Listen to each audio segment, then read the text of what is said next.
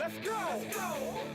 You are now listening to Jason Anderson, and you are in the zone. You're in the zone with Jason Anderson on Sports Radio 810 WHB. Adam, your night with Beards and Briscoe, if you won the prize that the three of you just get to hang out and do what?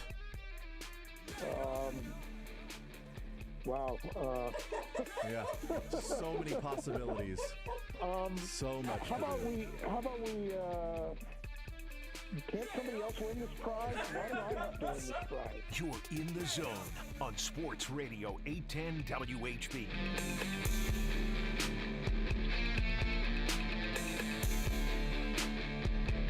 I read a Tuesday edition of The Zone right here on Sports Radio 810 WHB. Jason Anderson, Josh Briscoe, Dylan Michaels. We head up until 2 o'clock the next 4 hours. We've got you a lot of stuff to get into today and talk about some NFL, some NBA, some Major League Baseball, all on the docket today. 913-912-4810 is the text line to join us. 913-912-4810 is the text line.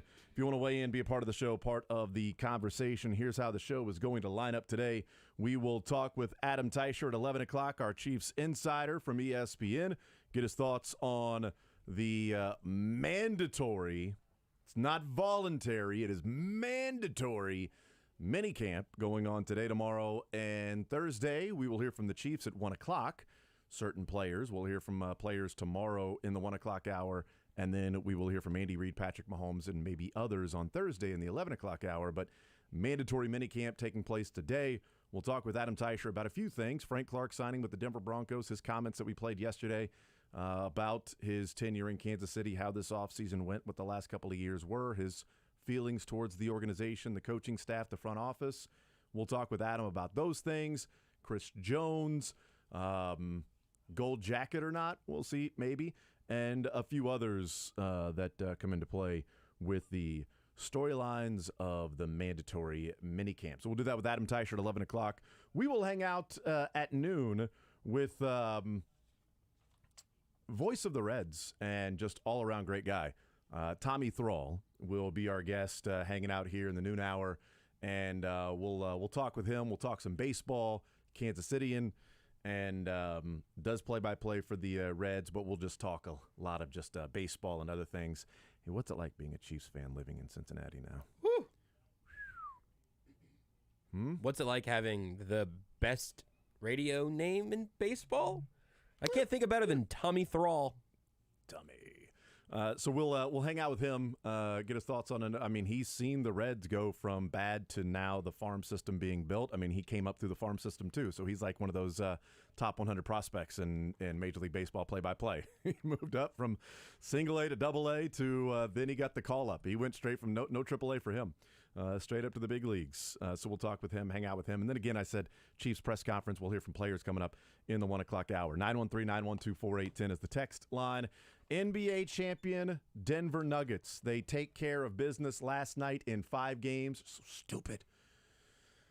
I should have gone with 5 games. I'm so dumb. So dumb. Nuggets in 5. I thought it would be. I thought it would get to 6 games before the series started, and I certainly thought it would get to 6 games when it was tied 1-1. That the Heat just steal one more along the way. But that was not the case. That was not to be. The Nuggets were a juggernaut this year.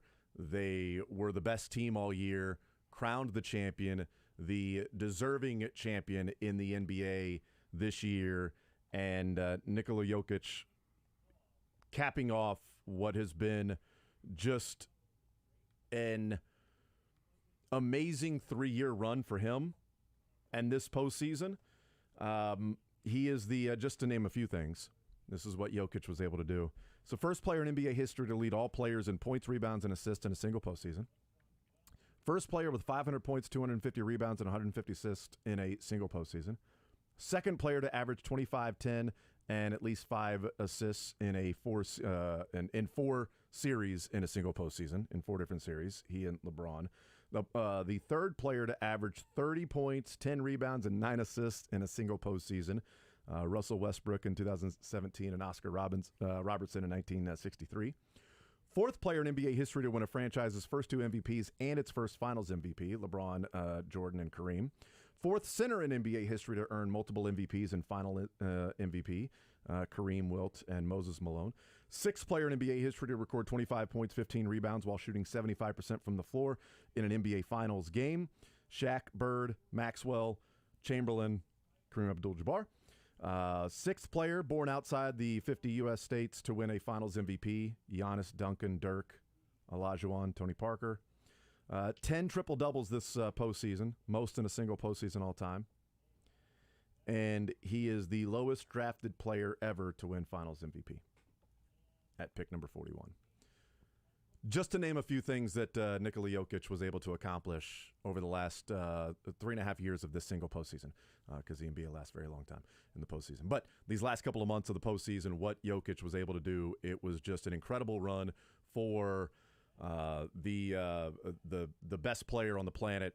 And whether you want to call him a stat stuffer or not, I loved his answer when somebody said, there's some people that criticize and say that, you're just a stat stuffer. And he goes, I am. I am stuffing the stats. I don't know. What else would you... He plays the same number of minutes as everybody else, more or less. He's just a stat stuffer. Yeah. In points and rebounds and assists and blocks, he's just stuffing the give me somebody that's just a stat stuffer that gets 30, 20, and 10. He's a bucket stuffer. What are we doing? I will take that guy every day of the week and twice on Sunday.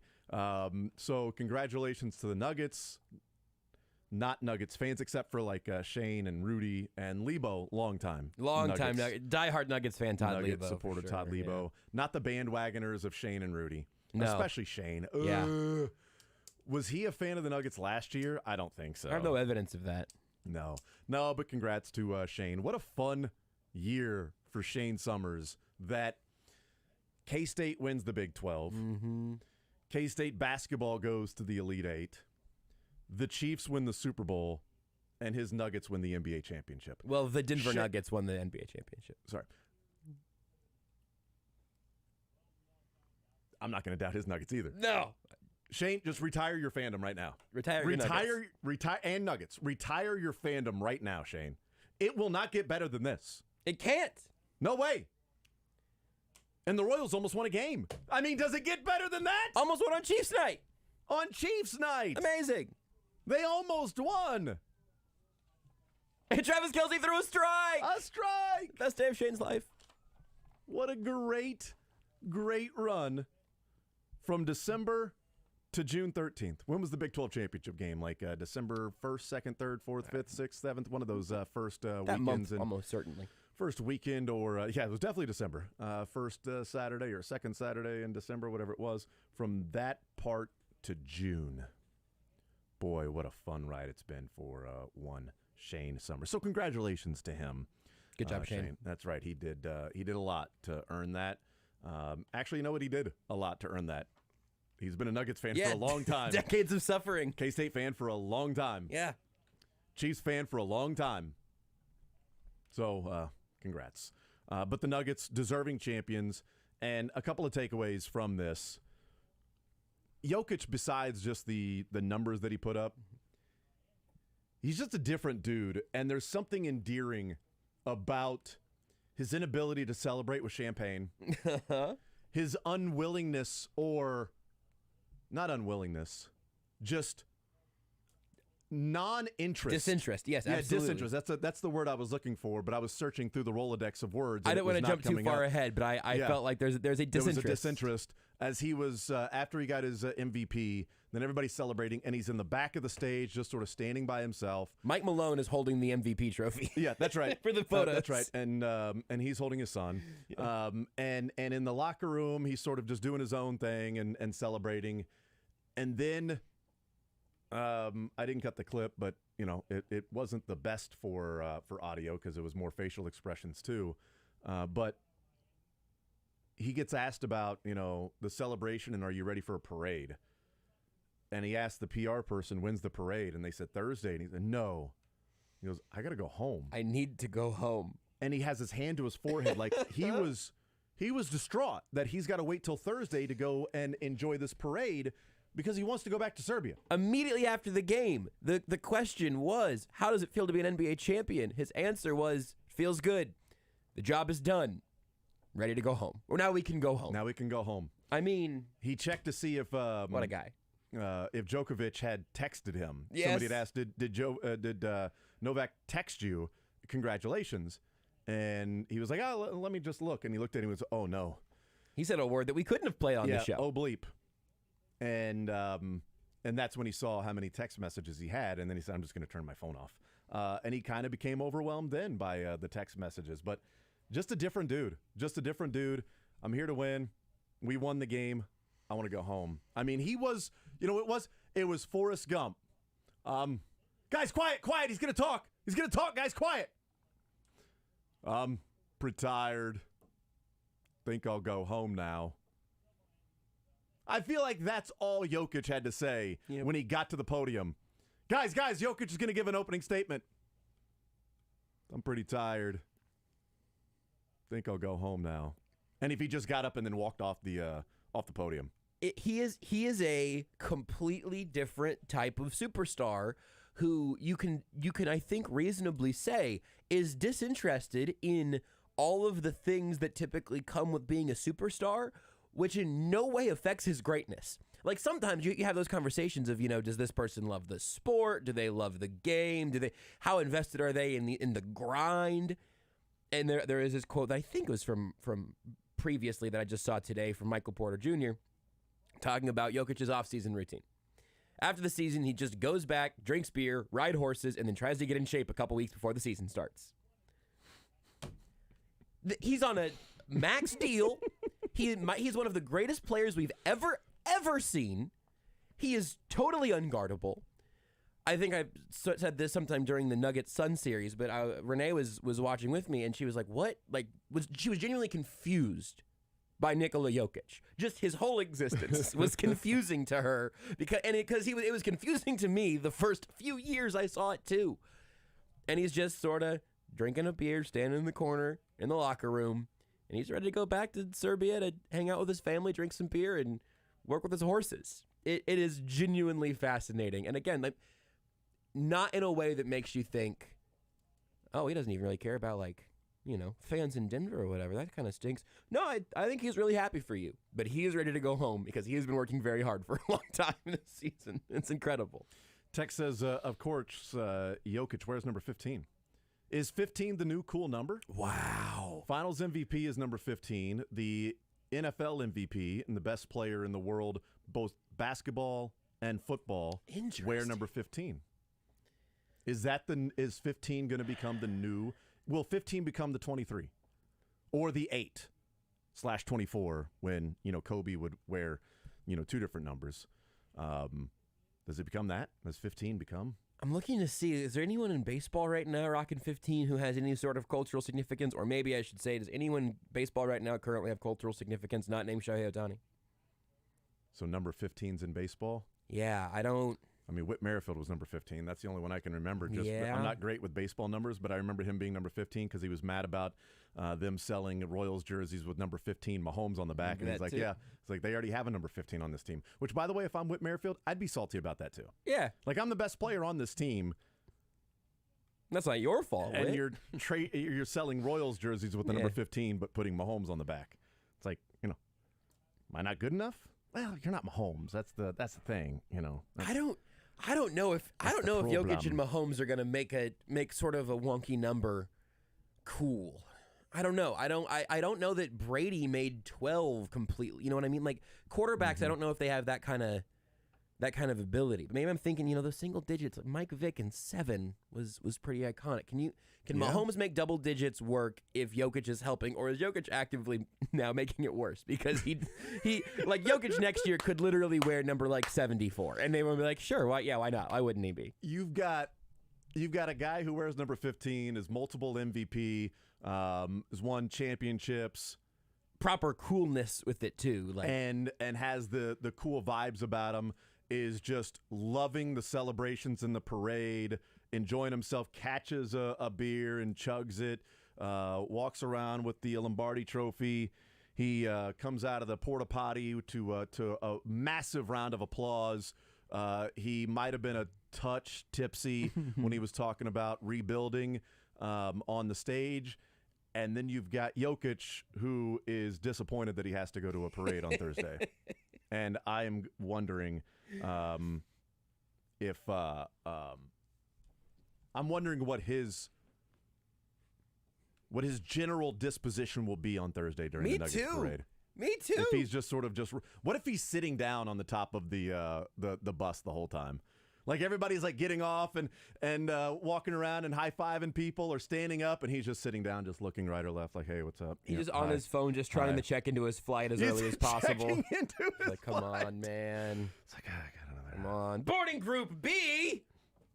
Like, the celebration on stage. Then after it's over, he wants it to get done. Your Finals MVP, Nikola Jokic, walks up there. Thank you. Hands the mic back. God. Gets right into a car and heads to the airport. It's amazing, man. It really is. That whole thing. One other quick sort of takeaway from not just last night, but even the series overall. The health of the NBA right now, as it continues to grow and grow and grow. The last 5 NBA champions are 5 different teams. Yep. And attendance is up, ratings are up. I mean, there was concern after Jordan, what would happen, right? And there was a lull. People had wondered, okay, LeBron, Steph, KD, this group sort of advancing in age, getting older, balding. LeBron and KD, like KD, the shot from the top at his hair, like he looks like he's like 53 at the Y, just still trying to keep it there. There was concern about what the NBA would look like when those guys start to advance in age and then eventually retire. They're going to have to one day. But the health right now with different teams having chances to win. Yeah. Suns have had a couple of chances to win. Sorry about that. Yeah, that's right. The Miami Heat were the 8th seed in a play-in, and they played in the NBA Finals.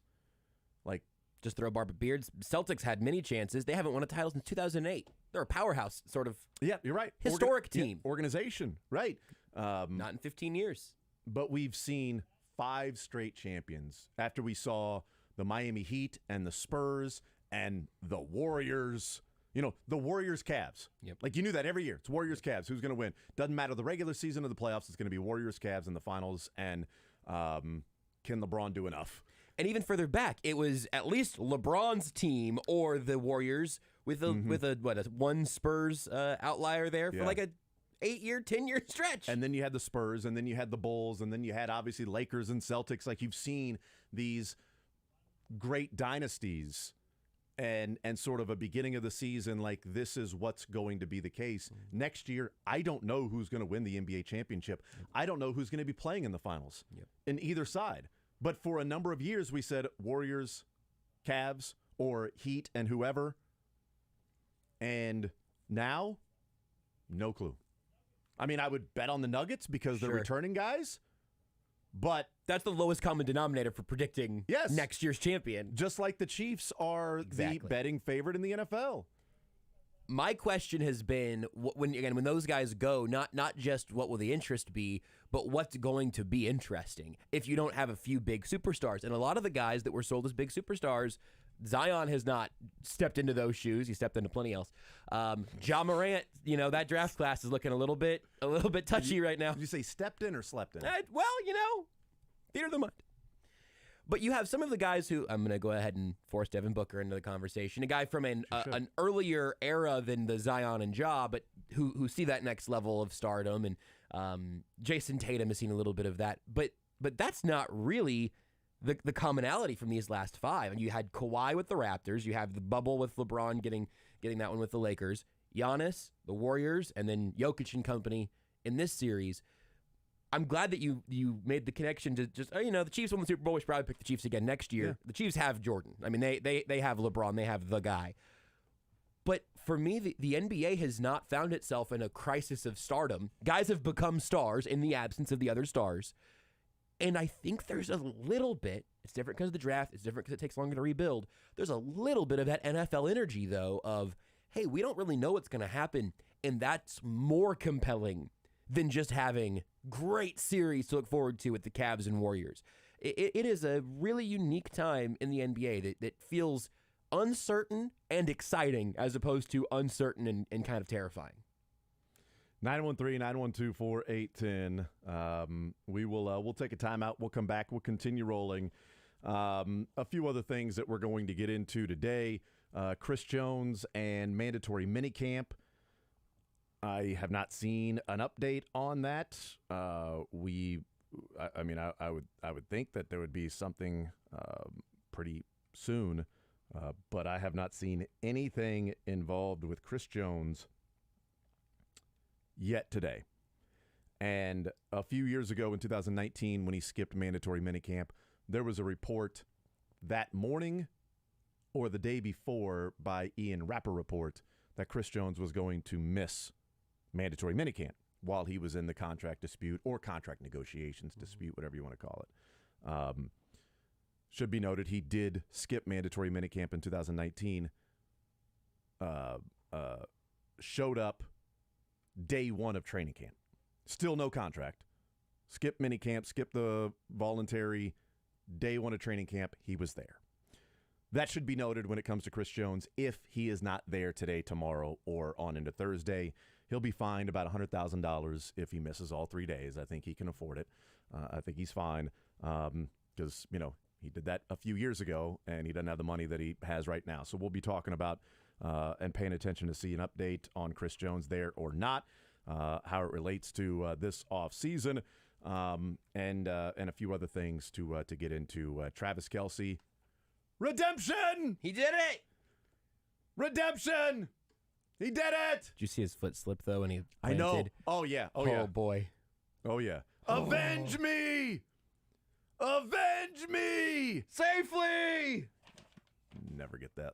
Sorry. Moving I was on. just really worried about... It's Red Dawn. No, don't worry about I've it. seen Red Dawn. I've seen both Red Dawns. I've seen both. Here's Yes. a good. Do you remember when they saw the dad in the camp and and behind the fence when he was locked up? Yeah. And the kids are heading away, and he's avenge me! It's been a while since I've seen that one because I Yeah. saw the remake, and then I've just really been rewatching that one every week since then. Here's an olive branch take for everybody 10 or 15 years older than me. The remake was a significant downgrade from a very good original cool movie that That's the did only not need a answer. remake. It's the only answer.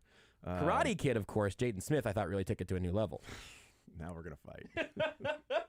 Karate, obviously. I want to learn jujitsu. We'll talk about that. And, oh boy. Is there actually a bedrock? Can you keep digging? Eventually you get to like the other. Can the Royals get to China? If they keep digging, can they eventually make it to China? Like, I do wonder, like, what happens if you dig and dig and dig and dig and dig and dig and dig? Do you get to the molten hot magma? If there's a bedrock, the Royals are the Flintstones right now. Boom! Even older reference! Take the show with you by listening live on 810WHB.com, in the 810 mobile app, or by subscribing to The Zone wherever you get your podcasts.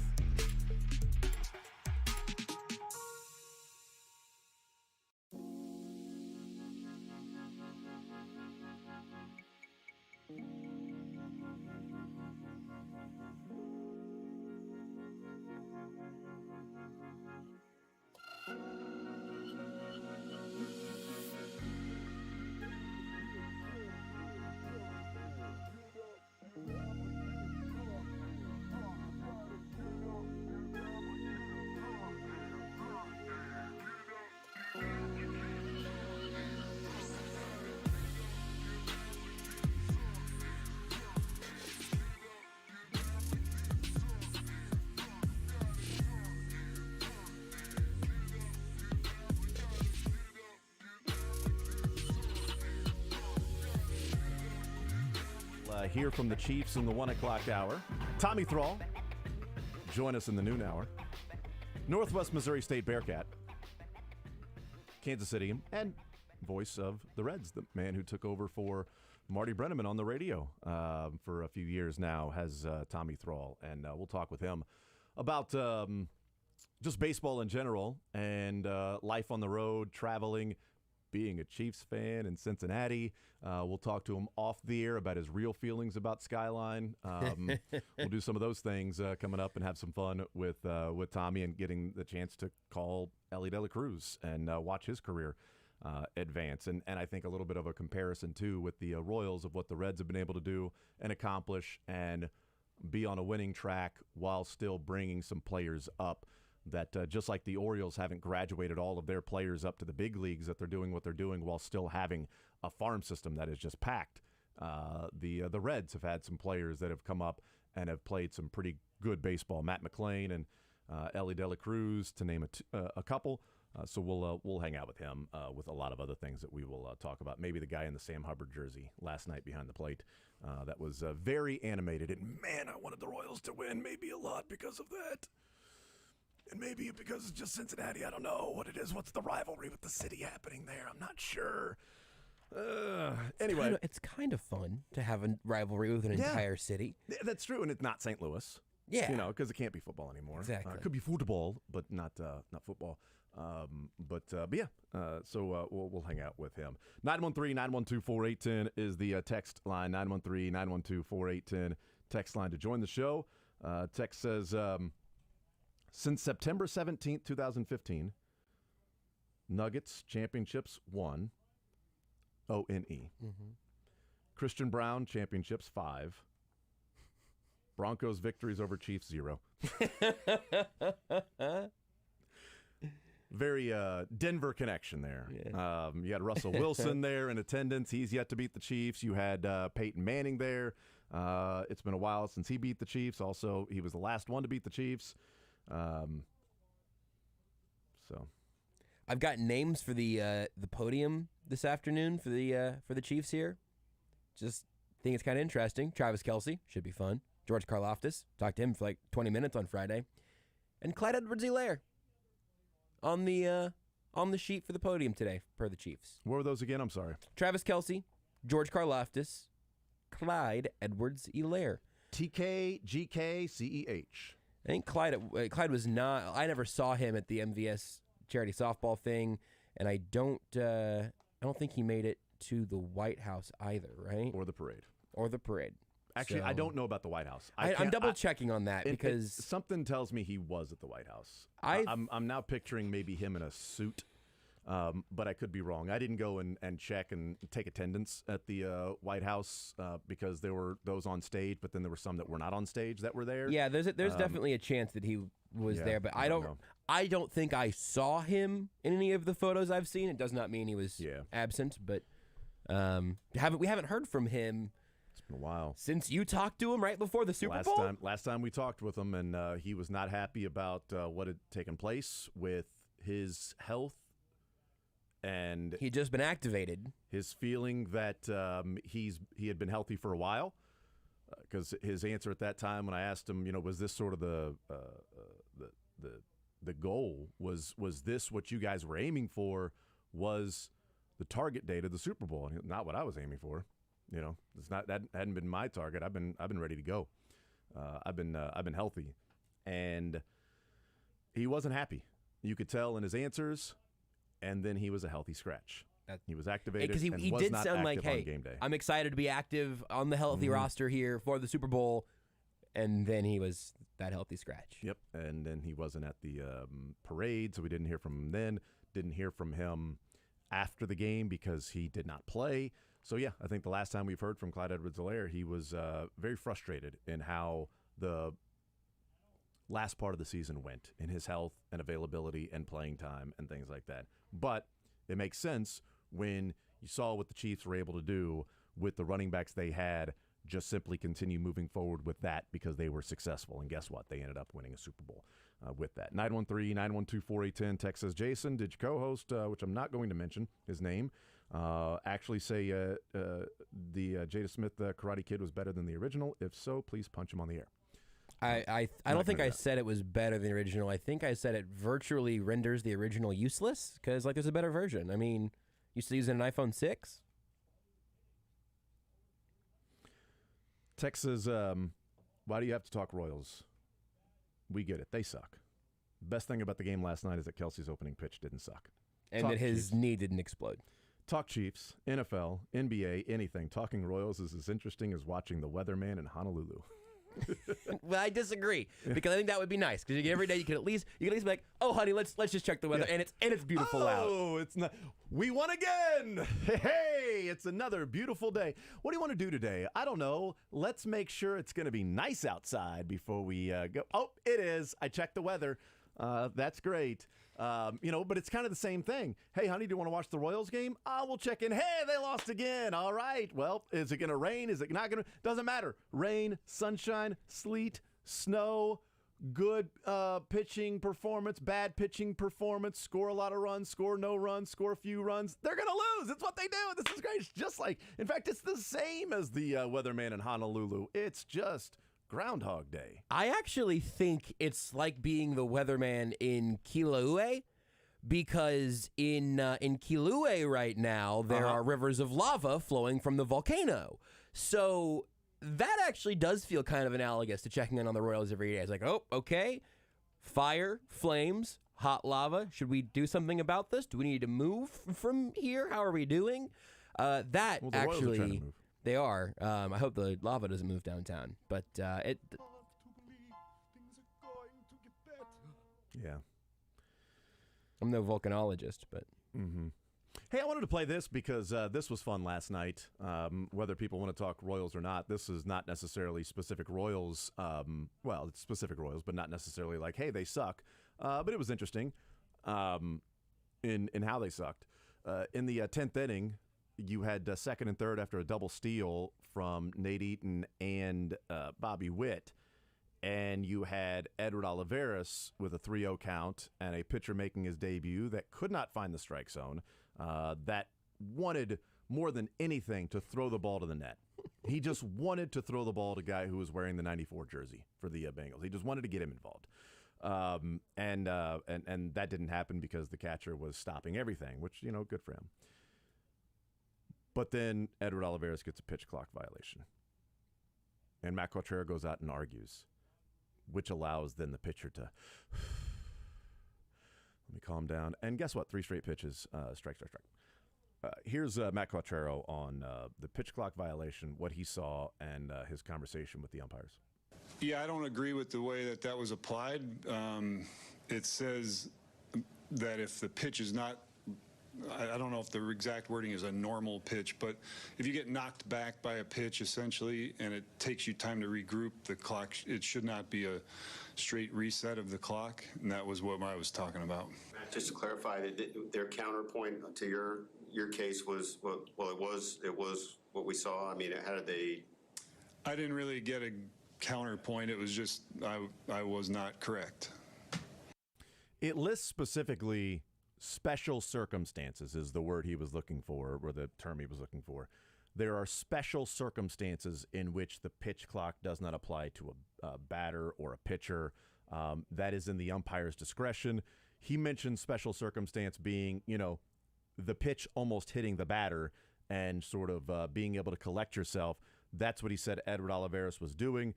Olivares started getting into the box with 9 seconds left. You got to be facing the pitcher, ready to go with 8 seconds. It was a clear pitch clock violation. I'm not sure the instituting the rule. Should the pitch clock have been delayed a little bit when you've got a guy that's almost has his head taken off? But even with that's the case, Michael Massey was able to get back in the box when he almost caught one in the face when he turned around and squared around a bunt. And he got in there. The only thing that is written in the actual rule book of the special circumstances in an example is if a catcher makes the third out and it takes him longer to put his gear on, the pitch clock will not be running for the pitcher to then throw the first pitch of the inning until the catcher is ready to go. That's the only example they list in a special circumstance. So it is vague as to what's and maybe they have allowed players that have almost taken one in the noggin to collect themselves of, hey, I almost got knocked out and I was almost out for 6 months because I got hit in the face. Let me take a couple deep breaths with this guy who's making his debut and is really wild. Yeah. And you just don't know where the ball is going to go. And he threw it at Michael Massey's face, whether he meant to or not. When Massey squared to bunt, that clearly got in his head, and then he just threw right at him. He ends up getting the save, which is just the way that you draw it up. A save. That's how typical saves happen, with throwing the ball everywhere and eventually getting a fly out and another out, and outs and whatever. It looked like in real time what Cuchero was yelling was it's a rule. I think is what it was. That's the I think it was it's a rule. It's a rule. You could read his lips in the mid argument there, and for it to be kind of this like vague, still to be fully defined rule set as the sport gets used to this for a one season. We're not even the halfway point. Makes sense that there might be some disagreement, but it was also kind of interesting just to see Cuchero looking genuinely extremely peeved with how things are going, because he usually just kept it pretty calm, and he.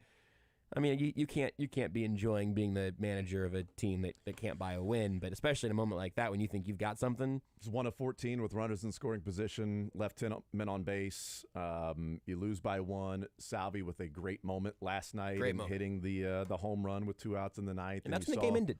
People forget that.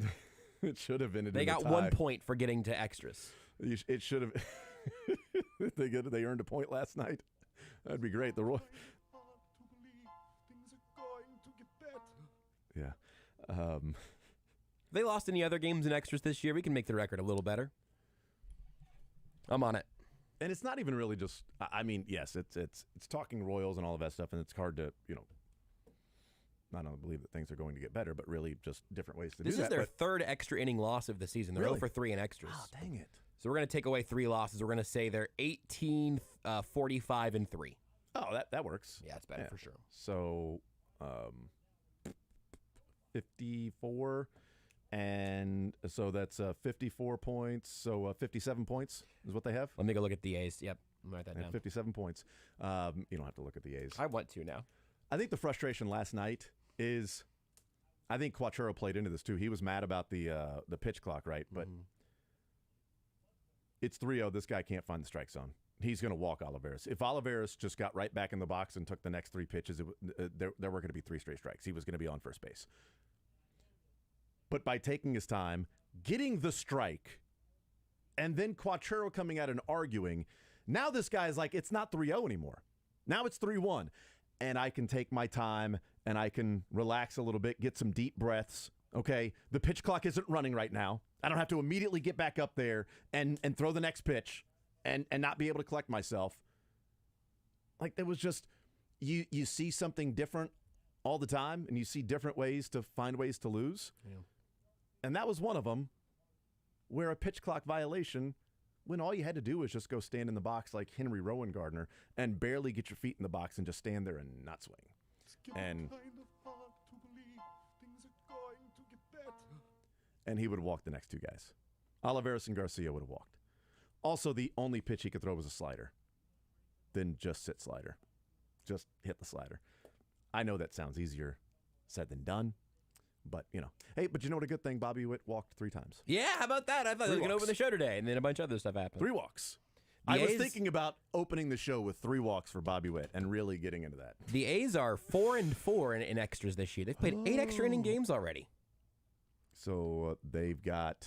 They get to keep their wins. So they've got 62 points. That's with them being 18, 41, and 4. Yeah, so they got right? Yep. So they got 62 points. Oh, but because the wins are still wins, but the extra losses are draws now. Yeah, but so they've got 8. Point. So they've got 8 draws. Then you said they were 4-4 in extra innings. Correct. They are 4-4 in 8 games. So they've got 8 draws. Well, but I think you get to keep the win, though, is what I'm saying. So I think because the winning team Okay, still you're gets right. your 3 points. Good call. So you get the 1. And I'm going to Good say call. we're playing a little Calvin ball with it. Okay, good call. So they have 58 points to the Royals 57. So the Royals are in sole possession of the first overall Yep. pick Yep, that's right. in the lottery. They're in the first overall lottery ball. Yep, of 3. So They're so bad that they Not- will get one of 3 chances, and of course they will not win the lottery. were you let's be properly honest. annoyed by the lottery in baseball when it was announced? Yes. Because I was strictly annoyed on behalf of the Royals. Like, guys, look at how bad they're going to be. Because I knew that they were not going to get an advantage. No, right, exactly, right. This is a draft where the consensus is there are 5 players and then there's a drop-off. There are 5 legit players and a drop-off. And if you get any one of those players in the top 5, you feel pretty good. And whoever's picking 5th just simply takes who's ever left and feels really good about it. The Royals would have the 5th pick in the draft, but the lottery says they've got the 8th. I'm nervous. So there you go. We'll take a timeout. We'll come back. We'll talk some football with Adam Teicher and some other football and some more football, too, on a Tuesday. Sports Radio 810 WHB. Want to see more of The Zone? Watch the show live on the Sports Radio 810 WHB Facebook, Twitter, YouTube, and Twitch.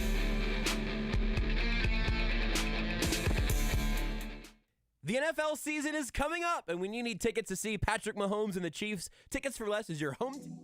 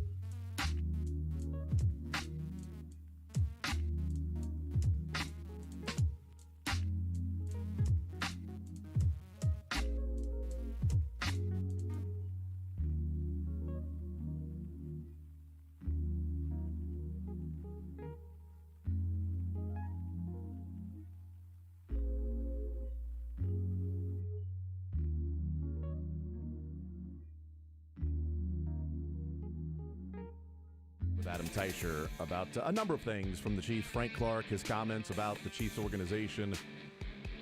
We'll also get his thoughts on a couple of breakout selections from Pro Football Focus. Breakout players at different positions. Wide receiver, they list 3, one of them being Kadarius Toney. Cornerback, they list a couple, one of those being Trent McDuffie. We'll talk with him about that. And then Bill Barnwell has his current players that could be GOATs. A couple Chiefs show up on that. The obvious ones. It's the Stanley Cup Final on Sports USA, and we're in Vegas as the Florida Panthers come back to town to face off with the Golden Knights. The Knights have Aiden Hill defending the...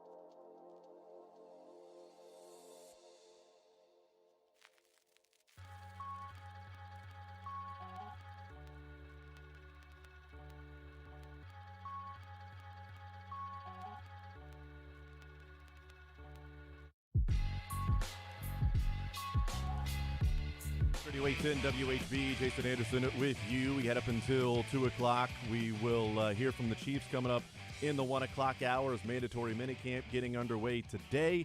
Adam Teicher from ESPN covering the Chiefs, Chiefs Insider right here on Sports Radio 810, joining us here in the zone. Adam, how are you today? Good, Jason. How you doing today? I'm doing just fine. Looking forward to this last few days, mandatory minicamp, and then some time off and heading into training camp. But before we get into some of the storylines about the next few days, I did want to start off with the news a number of days ago, less than a week ago, Frank Clark signing with the Denver Broncos, and his tenure in Kansas City comes to a conclusion. And it sort of felt like there was a small chance for Frank Clark to return, but what's your reaction to Frank Clark no longer a Chief, and now he is still in the AFC West with the Denver Broncos? Yeah, no, I like the signing for the Broncos. I mean, not high risk, 1 year. He's got to earn at least some of that money. So I like the signing for the Broncos. I think this has a chance to work out for them. So good for the Broncos. As far as the Chiefs go, I mean, they're putting their faith in some untested players, which isn't necessarily a bad thing. But we don't know a lot about Omenihu as an every-down guy, and we don't know a lot about FAU as an NFL player. So, the Chiefs are rolling the dice a little bit. I think potentially that move, cutting Clark and not re-signing Carlos Dunlap has a chance to work out for the Chiefs. But, we'll see. But I do like Frank Clark as a player. I think he was probably a better player for the Chiefs than a lot of people will remember him being, and maybe that's, my opinion, is colored by the fact they won 50% of his seasons with the Chiefs. They won a Super Bowl, so maybe that's what it is. But I feel like he was kind of an every down guy, and they're going to need some good play to make up for what he gave them on a down to down basis. What do you think? I compared him a little bit to Alex Smith, that while Alex Smith was playing with the Chiefs, maybe the appreciation wasn't there. There was frustration about, losses that took place, or a ceiling to his play, and maybe a feeling of a cap to how good the Chiefs can be, how far they can go. And as time has progressed and lapsed, the view of Alex Smith, I think, has become brighter and brighter in Kansas City. He's more and more beloved in Kansas City, especially when you hear some of the things about working with Patrick Mahomes and how professional he was. And, of course, the Chiefs winning a couple of Super Bowls certainly helps, and the success that's been there with Patrick Mahomes. I compared Frank Clark to that a little bit, that while the seasons were going on, and especially 2021, when he was struggling, wasn't having a good year, and he was $26 million against the cap, there were a lot of frustrations pointed to Frank Clark. And then the Chiefs end up losing to the Bengals in the AFC Championship game. And then this past year, he has a better year. They win the Super Bowl. I think as time goes on, I think the appreciation for Frank Clark will grow for the things that he did for the team, his attitude that he brought to the table, the playoff Frank Clark, certainly with the 13 sacks or whatever it was in the playoffs. He was certainly dynamite from that standpoint. And I think, a little bit like Alex Smith, I mean, we saw time and time again Frank Clark working with George Karlaftis after practice, and Karlaftis talking about that, Frank Clark's taking time out of his day and sort of volunteering there, and he and just working with the younger guys to bring them along. I compared it to Alex Smith. What do you think of his legacy? Do you think it grows and grows in Kansas City, an appreciation and a love for Frank Clark that may already be there as it is, but grows even more from maybe some people that are more skeptical of his tenure in KC? Yeah, I think so. I mean, you look at what the Chiefs were able to do when he was here, and how can you be angry with what the guy did? Mm-hmm. I mean, here's my question for you, Jason. Knowing what you know now about the Frank Clark's 4 years, what you had to give up to get him, you'd still make that trade, right? Yes. You'd still make that move. Yes, absolutely. And, could the Chiefs have won a couple Super Bowls without making that move? Of course, but you don't know that. And so I think in that light, I think Frank Clark should be remembered on the football field for some good things that he did here. And, he had such a great playoff run, particularly in 2019, the first Super Bowl year, and so I think hey, everything's colored by the fact that the Chiefs have 2 in the last 4 years in terms of Super Bowl championships. So a lot of guys look good in that light, but I feel like Frank Clark deserves even a small portion of that credit, of that limelight, if you will, because I do feel like he was a significant enough part of this. So absolutely, you make that trade, and so he should be remembered for that. Mm-hmm. Adam Teicher is our guest from ESPN. By any chance, did you hear the comments from Frank Clark on the Josina Anderson podcast that he had a couple of days ago? And if you hadn't, and even for those that may not have heard it as well, I'll just paraphrase a couple of different things that we may talk about. But he was very complimentary of the front office of Andy Reid. He's played for Pete Carroll and Andy Reid. He's about to play for Sean Payton, and he said Andy Reid will always be his coach. Said that Andy Reid turned him into a true man. The relationships in Kansas City, he'll always wake up and remember the championships, what they accomplished, like he's a chief. First-class organization. The contract thing I thought was interesting, Adam, in him saying that he was told early on in the offseason that, hey, we've got some other guys that we need to take care of, and we're trying to get extended and give some, a contract to. As it stands right now, there's not much money. But as free agency goes along, keep in contact, there may be something we can work out. And Frank Clark was like, yeah, all good. I get it. I understand how the business goes. It was a great time in KC. Loved my time, and I understand where they're coming from. And he said, I was due to make like $20-something million. And he goes, that's a lot in a cap era. So I knew that something was going to happen. And he said that, and I thought this was interesting, he said that he was never offered a contract, and Brett Veach didn't want to offer him a contract because he didn't want Frank Clark to feel disrespected with the money that they would be able to pay him. Yep.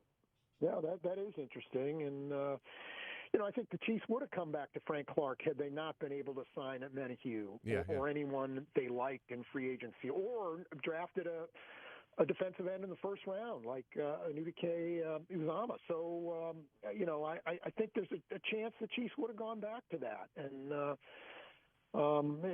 probably a pretty good chance they would have gone back to Clark and said, okay, is there a number where we're not going to disrespect you, but, knowing that we can't afford a huge number. So, I think there's definitely a chance that could have happened. But once the Chiefs did what they did in the offseason, then I think, he was always going to be just insurance in case somebody got hurt for the Chiefs, that they would only look at him if they felt like their depth chart wasn't what they needed it to be. It's interesting, too, like a number of players that felt like there was sour grapes when they left the Chiefs, and Frank Clark doesn't have that after being asked the last couple of years to take pay cuts and then just simply, cut. That there was so much of compliments and a respect and an appreciation of what happened in Kansas City. And we've seen some guys that their time is over, whether an extended amount of time they had with the Chiefs or a short amount of time. There's some sour grapes and maybe some comments that I don't know if they would take back, but comments in the heat of the moment that they weren't happy about with how their time in KC ended. And it seemed like Frank Clark was the exact opposite of that. Yeah, and, one thing I appreciated about Frank Clark from dealing with him in my job, and I know other guys feel the same way, is that he was always going to tell you the truth. Mm-hmm. He was always going to tell you what was on his mind. And I remember asking him at camp last year. You remember he took the pay cut last year to stay with the Chiefs. And his love for the organization, I mean, you had the feeling Chiefs could have cut him further on his salary, and he would have stayed with the Chiefs. He really wanted to be here. That was kind of his thing. And that doesn't surprise me that he has good things to say about the Chiefs, because his actions would say that he was really happy here and wanted to play here. Adam Teicher from ESPN is our guest. All right, mandatory minicamp starting today on into the 15th. Storylines you're looking at over these next few days when we get to watch practice. We hear from the Chiefs each and every day. Today at 1 o'clock, we'll hear from some of the players. But what are some storylines you may be looking at, watching, and following? Well, keeping in mind that this isn't real football, they're just in shorts and T-shirts, and it's, there's no really contact. So you kind of take linemen out of the equation. It's basically 7-on-7 football. It's basically for passing. And so with all that said, what's going on at offensive tackle for the Chiefs, what's going on with the edge rushers with the Chiefs, you really won't be able to get a good read on that until training camp starts. So I'm looking at the wide receivers this week. How is all this shaking out? Who's playing, who's not playing, who's getting the ball, who's not getting the ball. I mean, these aren't the final answers. I mean, there'll be a lot more to come and a better test at training camp. But you can start to see some things, who Mahomes maybe has a good thing, who he's got a good thing going with, that type of thing. And so there's some things we can be able to glean from the wide receivers during these 3 days that I think is going to be pretty interesting. The NFL.com had a list of a number of different next-gen stats and then coming up with the top 10 of different things: disruptors, pass catchers, deep passers, explosive runners, etc. And the pass catchers had a very surprising number one. And that number one, which was catch rate over expected. So, the expected catch percentage with targets and receptions, and then how much higher that was for a particular player, meaning how many catches does he make that aren't expected to be catches, whether it's a bad throw, it's contested catches, it's covered, go up and make a play, things like that. And number one in the NFL was Richie James for the New York Giants. And that's shocking, quite frankly, because of some of the names that are on that list. And also, that list is littered with big-bodied, guys, bigger receivers that can go up and make contested catches. That's what helps your contested catch rate, or your catch rate over expected, is if you're going up and making big plays. That wasn't necessarily Richie James in doing that, but he still came out number one. I find it fascinating, Adam, that he's number one in that list of all receivers, yet it feels like, at least from the outside looking in, he doesn't have a spot solidified in this wide receiver group that ain't exactly littered with Tyreek Hill and Hopkins and Jefferson. And, boy, there's just no room for anybody with Richie James' talent. Yeah, no, he's – you look at their depth chart. I mean, the first four guys are going to make it. I mean, Tony and MVS and Rice and Sky Moore, those guys are going to make the team. And then you've got a number of guys who have a legitimate shot at making the team, and certainly he's one of them. And I just keep going back to some of the stats like we've talked about with him, and the one you just mentioned, and we had that great yards per catch season with the 49ers a few years ago, and then you look at the best season for a Chiefs wide receiver, any wide receiver on the Chiefs roster, the best season to date for any of those guys so far was delivered by Richie James last year with his 57 catches with the Giants. So you throw in his special teams ability, and I do think he'll make the team and maybe earn some playing time as well. But, I think he's going to have to prove it. They've got enough capable players at wide receiver where they don't have to keep anybody who they don't feel is going to be able to contribute for them. Is it odd that it feels like this wide receiver room is deep with talent, or deep in terms of guys that can play, guys that can make the roster, yet it feels like the biggest question mark outside of Kansas City is the wide receiver group? Is there a disconnect of nationally versus locally, or are we looking at it and saying, there's so many players that could make the roster, therefore it feels like there's depth, or just that 2 through 6, this Chiefs wide receiving core is better than what we have seen 2 through 6 in Patrick Mahomes' tenure? Yeah, I do think that it has that possibility. I kind of like last year's as well, year's group in terms of depth. But it could be. I think a lot of people are looking at it like in terms of there's no proven player here, no proven big number player here. We talked about Richie James with his 57 catches being the best guy, and so I can see the questions there, and so much to me hinges on how Kadarius Toney does, and can he stay healthy? I mean, I think this wide receiver group has a pretty good chance of being well above what outsiders might think if he stays healthy. You know, you're telling me he's going to play 17 games or anything close to it, I think this group will surprise a lot of people in terms of what they accomplish. But, you know, if he either can't stay healthy or just can't be the guy the Chiefs envision him being on any kind of consistent basis, then there might be some struggles here, and people might be right. So, you know, I could see this thing going either way, really, and a lot of it hinges on him. Visiting with Adam Teicher from ESPN, one quick one, and then we'll take a break and bring you back and talk about some other things that are going on in the NFL as it relates to the Chiefs. But a list of potential breakouts in the NFL this year, one or two at different positions. They listed 3 wide receivers, and they listed a couple of cornerbacks. And thought it was interesting. Chiefs had a couple of names pop up. Wide receiver, Kadarius Toney. Not really a surprise because that's kind of gone with the theme and what you're talking about. Play 17 games, and this wide receiving core can be really good. But at the cornerback spot, one of the 3 cornerbacks listed in the breakout season was Trent McDuffie. And it talked about how, you know, Jalen Watson sort of got the storylines last year with some interceptions and stepping up as a 7th rounder. McDuffie missed 6 games, but he was just solid, just good all season long. Didn't have these huge ups and downs and ebbs and flows from one week to the next. When you're talking about a rookie, then those things can happen, and that was sort of Kaiir Elam, who the Chiefs traded ahead of the Buffalo Bills to get Trent McDuffie. Buffalo took Kaiir Elam. He had a very up and down season of one week he was getting roasted. The next week he was playing pretty well.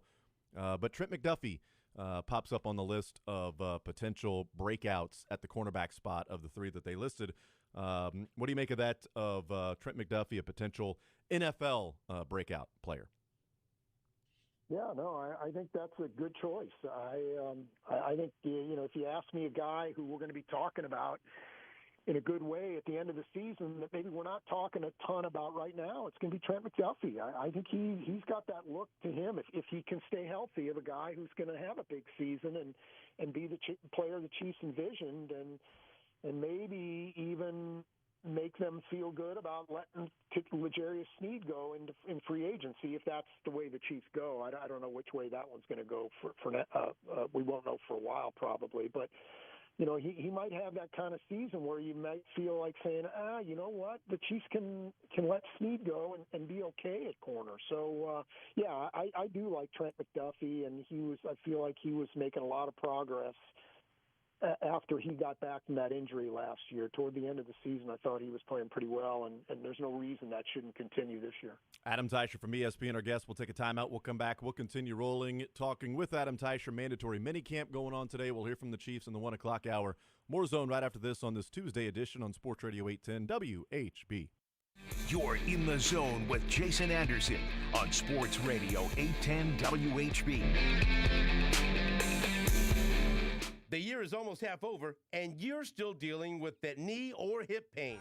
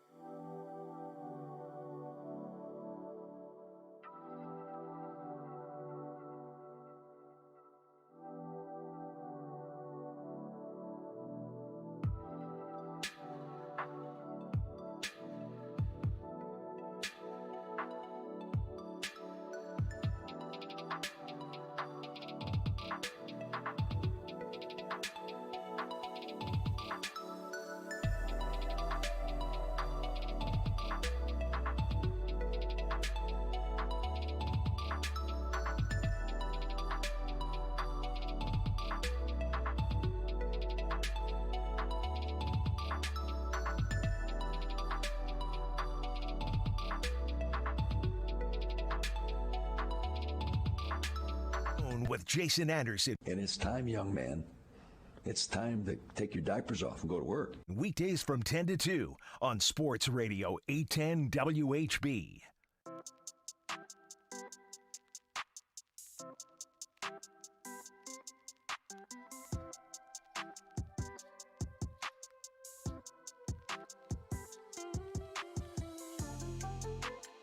We continue right here on Sports Radio 810 WHB. We'll hear from the Chiefs coming up later on in the 1 o'clock hour. Right now, talking some Chiefs with Adam Teicher from ESPN. Our Chiefs Insider minicamp going on today, tomorrow, and on into Thursday. We'll hear from the Chiefs each and every day, today, tomorrow, and then on Thursday, Andy Reid and Patrick Mahomes. Adam, your colleague Bill Barnwell at ESPN had a list of potential current players who can end up being the greatest of all time, and then had a percentage chance of being the GOAT. He lists Patrick Mahomes first as a quarterback and comes up with about 15% of Patrick Mahomes ending up as the GOAT. Tom Brady's currently the GOAT. He is not active anymore. Patrick Mahomes is. 15% chance for Patrick Mahomes to end up as the greatest of all time. What do you make of that percentage? And then also just sort of the thought that 5 years into Patrick Mahomes' career, we're already giving him a slugger's chance to be the greatest of all time at quarterback. Well, we were doing that 5 games into his first season as a starter, right? I mean, we were already having these discussions and talking about the Chiefs becoming all of a sudden what they are. I mean, a team that can compete for a Super Bowl every year and win some too. And we were already talking about that for you remember he had that big streak to start that for his first season. 13 touchdown passes in his first 3 games, I think it was, and all of a sudden we're starting to talk about these things. So, and he hasn't disappointed for sure.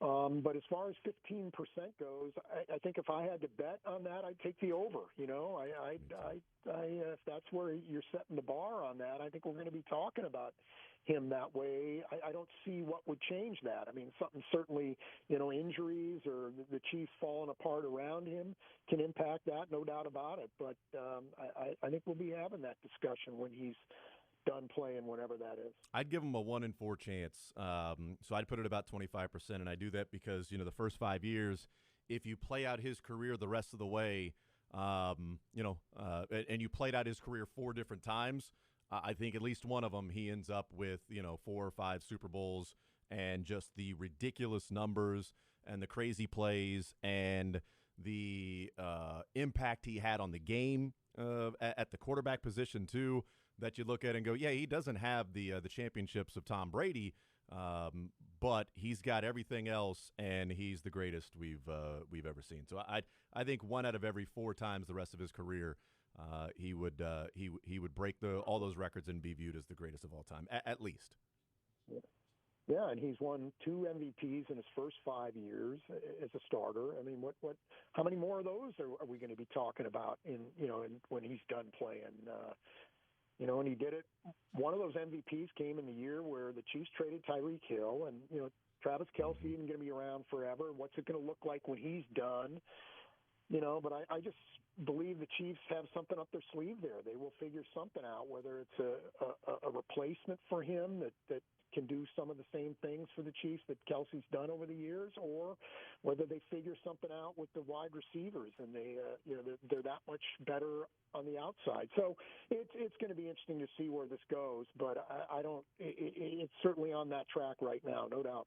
Visiting with Adam Teicher from ESPN, Tom Brady with 3 MVPs and 3 All-Pros, Patrick Mahomes 2 MVPs, 2 All-Pros, and he's roughly 5 Super Bowls away from Tom Brady right now. So he's got 2, Tom Brady's got 7, so that's a pretty decent gap. Adam Teicher's our guest from ESPN, but you mentioned another guy that shows up on the list at a much higher clip of potentially being the GOAT, and that is Travis Kelce, and Bill Barnwell gives him a 60% chance of ending up as the greatest of all time. And he lists Tony Gonzalez as the current greatest tight end of all time. And one of the things he talked about with Travis Kelce is that, Tony Gonzalez's last 1,000-yard season came at age 32. And Travis Kelce is the only one since the merger to play tight end and have 1,000 or more yards receiving at age 33.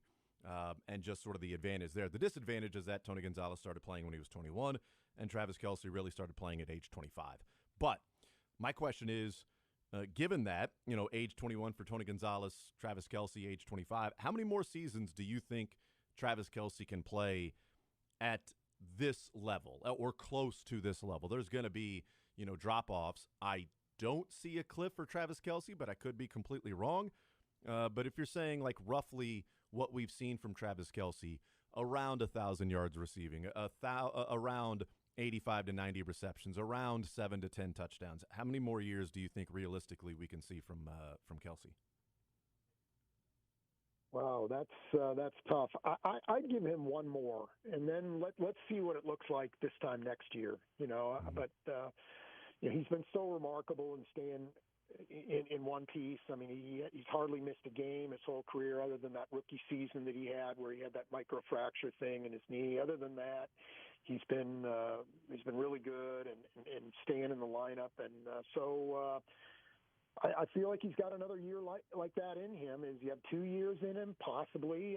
But right now, we're getting on that year-to-year thing. Mm-hmm. It's hard to make that call for years down the line, like it was if he was younger in his career. But so I'm hesitant to say that it's going to be more than one. But I do feel like he's going to have another big year. Absolutely.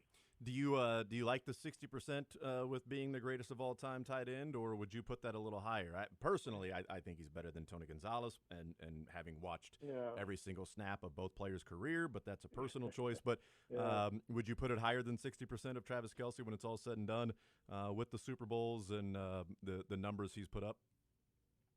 Yeah, I would, particularly if you're telling me that Gonzalez is the number one guy right now, because you're right. I watched both those guys in their entire careers, and Travis Kelce's had some advantages Tony Gonzalez never had. I mean, he's played for Andy Reid, he's played with Patrick Mahomes, and Tony Gonzalez never had anything close to either one of those two guys. So. But that doesn't change the fact that Travis Kelce is doing things that I can't imagine too many other tight ends are ever going to do, or it's going to be a long time till we see somebody who does that. So, I'm with you. I would take the over on 60%. I'd feel probably better going over on that one than I would on the Mahomes and the 15%.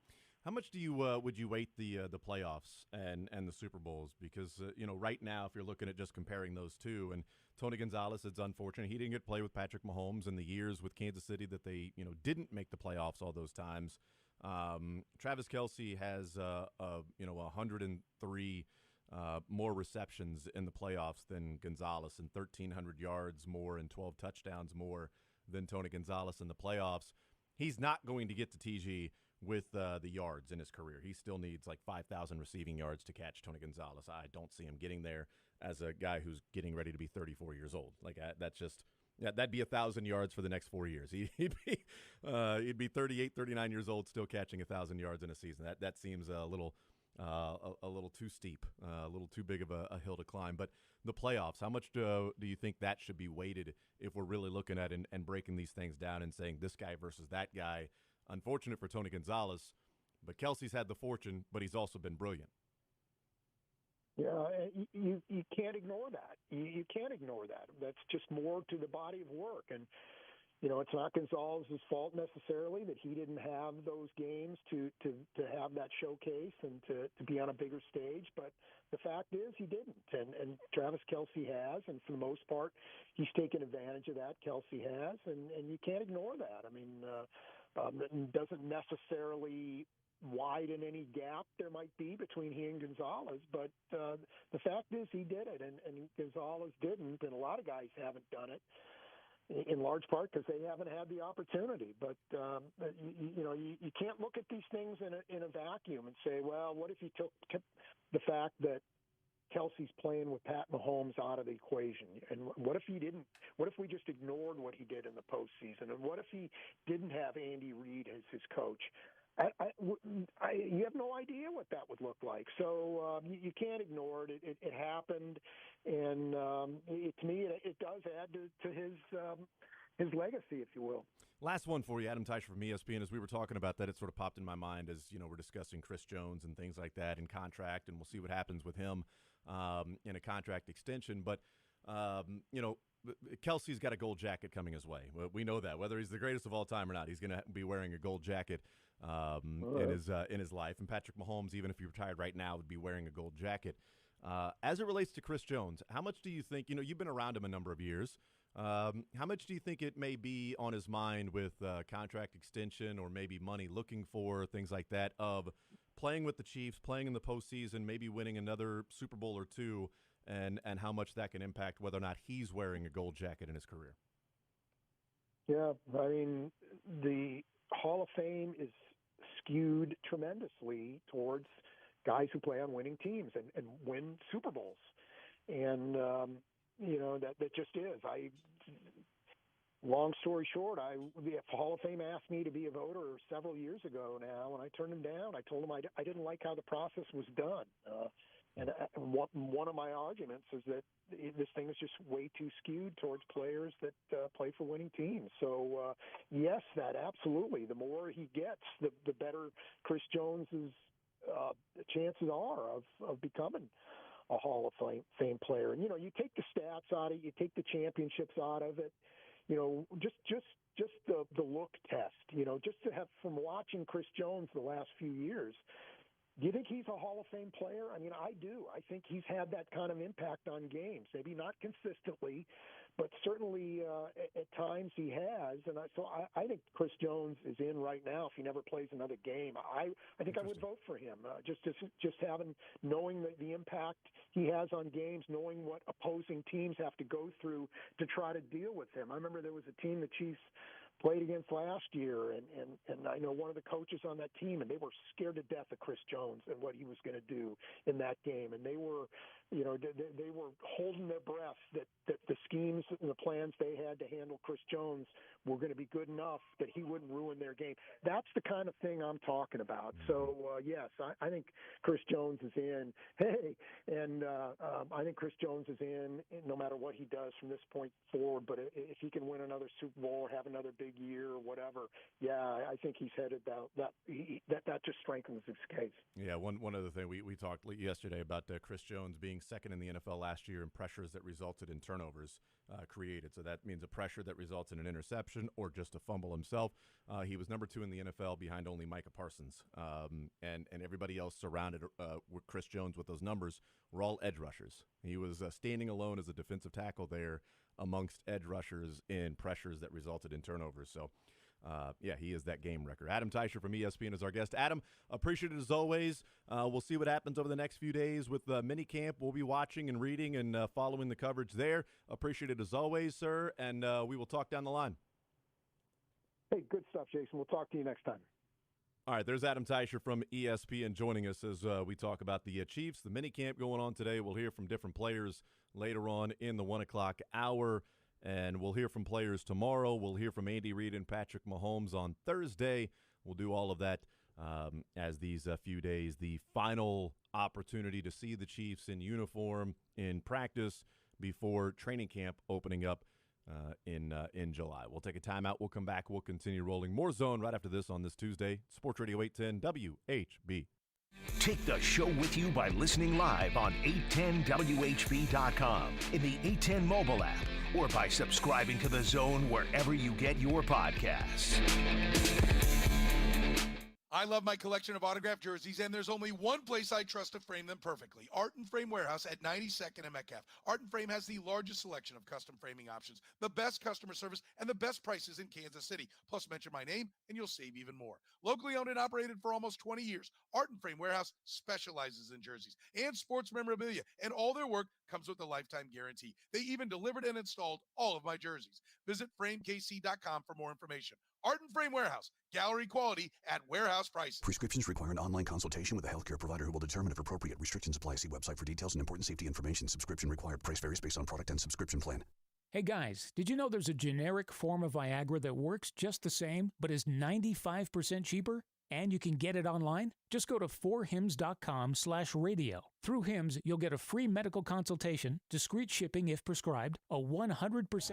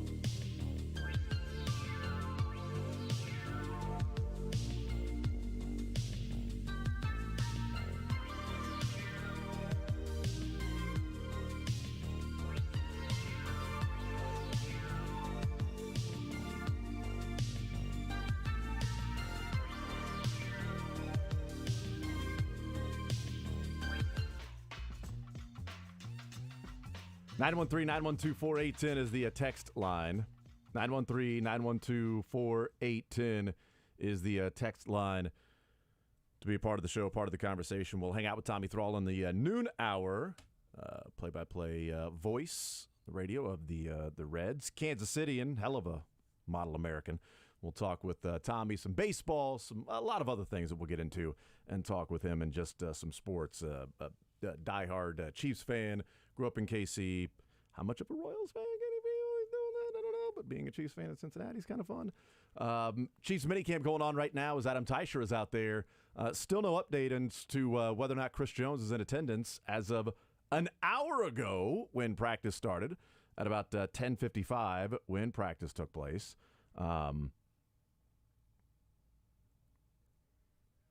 Which is interesting, I guess, that still nothing, not a tweet from any random fan that's there or media member.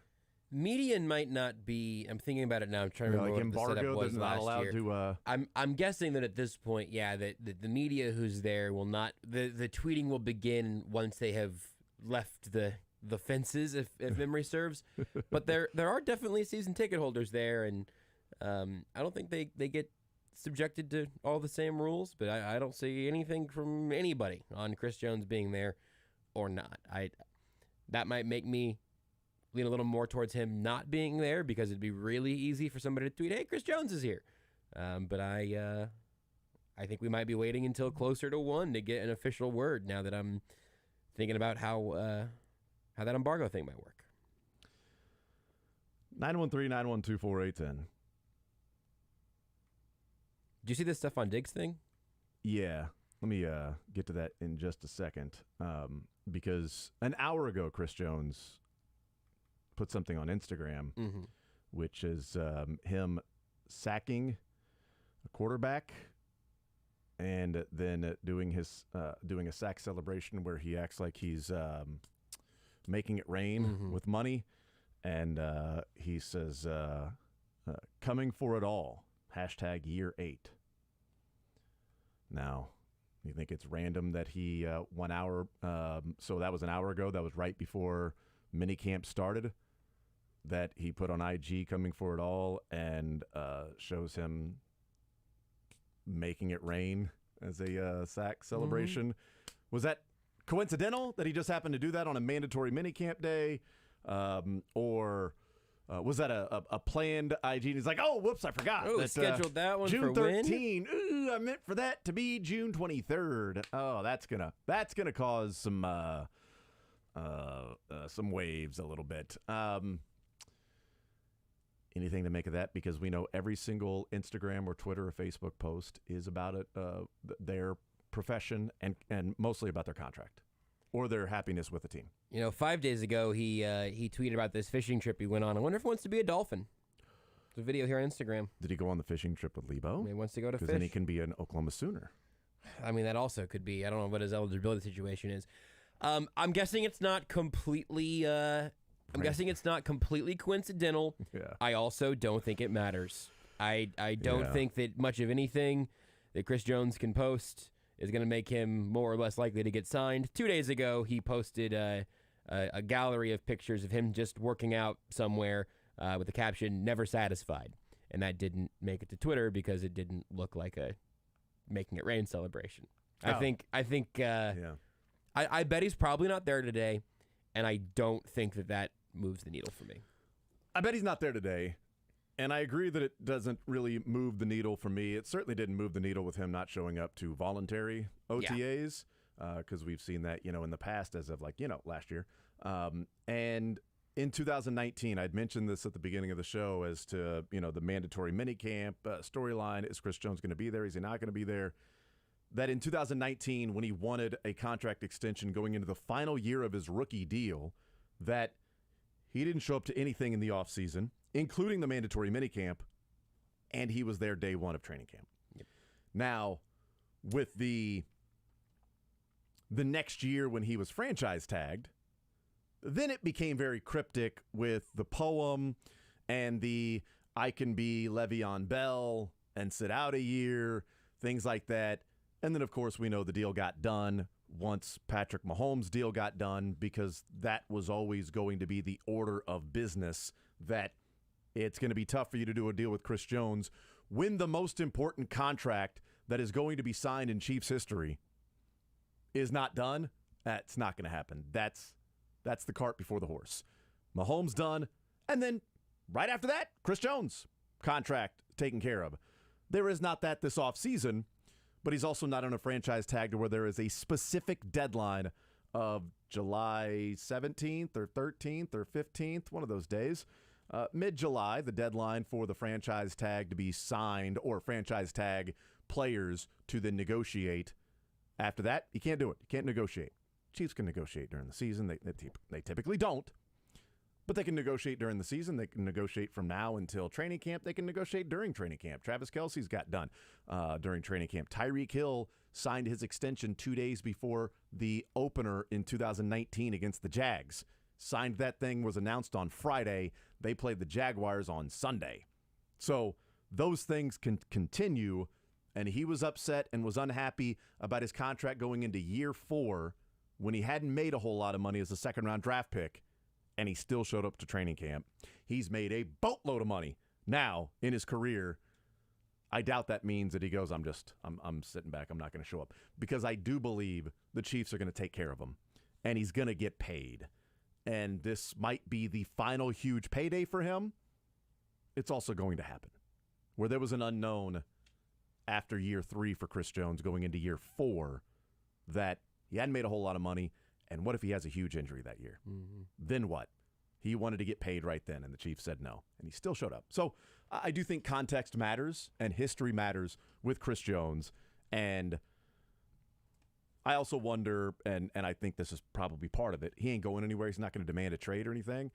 He wants to be a Chief, and the Chiefs want him.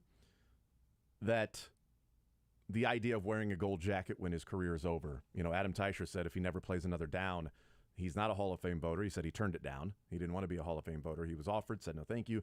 But if he were a Hall of Fame voter and Chris Jones never played again, he would vote Chris Jones in the Hall of Fame. The counting stats may not be there for him when it's all said and done. Although he's defensive tackles, they might be there because, another 15.5 sack season this last year. The postseason sack numbers may not be there, but the rings are there. And the eye test and seeing what he does on the field is there. I think another 3-4 years with the Chiefs, you win another Super Bowl, continue to have playoff games, then yeah, that bust will start to be at least planned in how they are going to design this thing for Chris Jones. And that's certainly part of it. But not showing up today, tomorrow, Thursday, he'll pay his $100,000 fine, or they'll just take it out of his check. And he'll go on about his business and get a contract extension. Yeah, that should hopefully make $100,000 for him. Not a terrible payment. It would also be fine if he did show up. I don't think the Chiefs are confused that he does still want a deal. I did just see a tiny bit of video from Mackenzie at 41 that she tweeted out that did not feature Chris Jones in it. Also, still no one has said the phrase Chris Jones is not here yet. But we can, keep the eye there. But I really do think that whatever happens over this mini camp, mandatory as it may be, has very little to do with what the plan is for the Chiefs and Chris Jones. I think that and the Chiefs have very rarely operated this way, so take it for what you will, I guess. But I think there would have been an advantage to getting his deal done before the draft, having it be one of the first dominoes that fell for your team because you want to keep Chris Jones around. That then lets you move that money around, and maybe DeAndre Hopkins is a more reasonable goal if you would have structured it that way. The Chiefs didn't. It seems like for the most part, maybe it's just the leverage game and waiting for the countdown of the season. But it seems like training camp would be certainly the time to care if Chris Jones is reporting or not. And maybe kind of a light deadline of when it would make sense for that deal to get done by. So the Stephon Diggs stuff. Yeah. It's a fascinating hour. It's changed since I asked you about it, by the way. Yeah, in the last 3 minutes, yeah. It's been a fascinating hour, and we may talk a little bit about this in the next segment. About an hour ago, Sean McDermott told reporters about Stephon Diggs, who is not showing up to minicamp, said he is, quote, very concerned that Diggs is not there at minicamp. About 3 minutes ago, Adam Schefter tweets out from Stephon Diggs' agent, his client is in Buffalo, has been in Buffalo since yesterday morning, took his physical, met with the head coach and GM the past 2 days, and the Pro Bowl wide receiver, quote, will be there for the entirety of the minicamp, end quote. What in the hell is going on in Buffalo where Sean McDermott said he's not coming to minicamp and it's very concerning he's not here? And the agent says, not only has he been there, he's met with Sean McDermott. Talk to you. What? Because how could it be a contract? He signed the contract last year. Yeah. He signed his contract, and he signed his contract after Tyreek and Devontae Adams and the market changed. He didn't go Mike Williams where he signed his extension and then the market blew up and he's like, you know what, this is BS. I'm now severely underpaid. Annual average value, he's number 5 in the NFL for wide receivers behind Tyreek, Devontae Adams, Cooper Kupp, and A.J. Brown. He's number 3 in the practical guaranteed behind Cooper Kupp and Tyreek Hill. And he's number 3 in the 3-year cash that he is getting behind Tyreek Hill and Cooper Kupp. And there's zero chance that they could trade him because they would take a $47 million dead cap hit this year. So the expectation is it can't be contract, but now apparently he'll be there. What's going on in Buffalo? It's just unknown from the head coach that his star receiver may or may not be there. This is Matt Coker from West Coast Men's Health. I'm proud to let you know that Nationwide...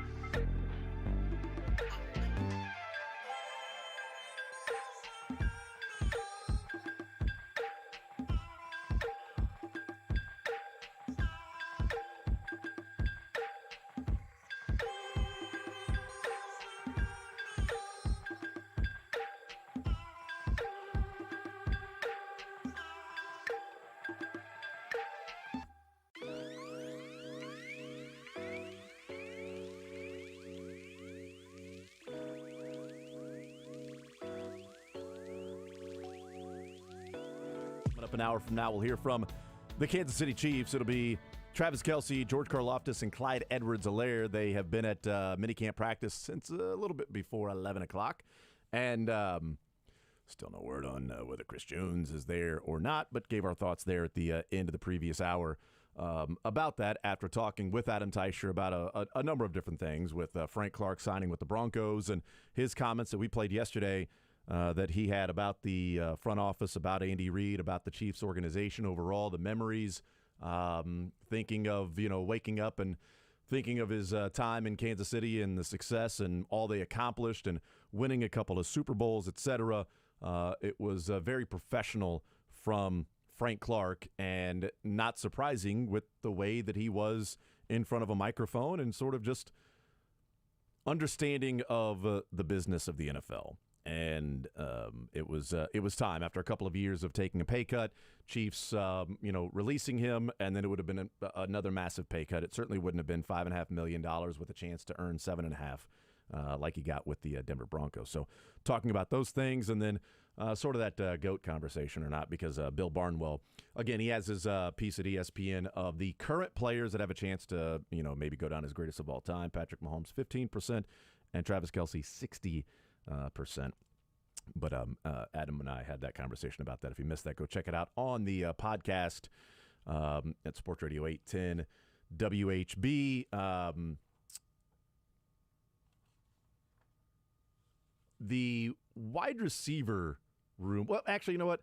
Let me just restate again what's going on in Buffalo with Stephon Diggs, because I want to get into the a little bit of a wide receiver talk. Again, as Adam Teicher said, that's one of the main storylines of the minicamp, and a player that's viewed as a breakout candidate. And then just looking at last year, what he was able to do with the Chiefs and sort of that timing of his eventual trade to Kansas City, that being Kadarius Toney, and then what he did in terms of numbers and how that can relate to this year. The latest on Stephon Diggs, and this whole thing is sort of convoluted and weird, and I'm not sure how it gets to a point of such a misunderstanding that may be there between a head coach and your star receiver in Stephon Diggs, who has been with the Bills since 2020. So here's Sean McDermott, head coach of the Buffalo Bills. This was about an hour ago at the press conference for their mandatory minicamp. Sean McDermott sits down. This is the beginning of the press conference for Sean McDermott, about a minute long. Take a listen. All right, good morning. We'll go ahead and get started. Take your questions. Sean, just a question about attendance. Is everyone here? And I know there's a lot of questions about Stephon. Yeah, Steph is not here. Everybody else is here at the current time. How concerned are you about that? Oh, very concerned. Yeah, very concerned. So it's not an excuse. I'm not going to get into, and listen, I respect everyone's questions and what they want to know about our team. Right now, I'm not going to get into that anymore. So we'll talk about practice. Happy to do that. Happy to answer those questions, and we'll move forward from there. So that happened an hour ago.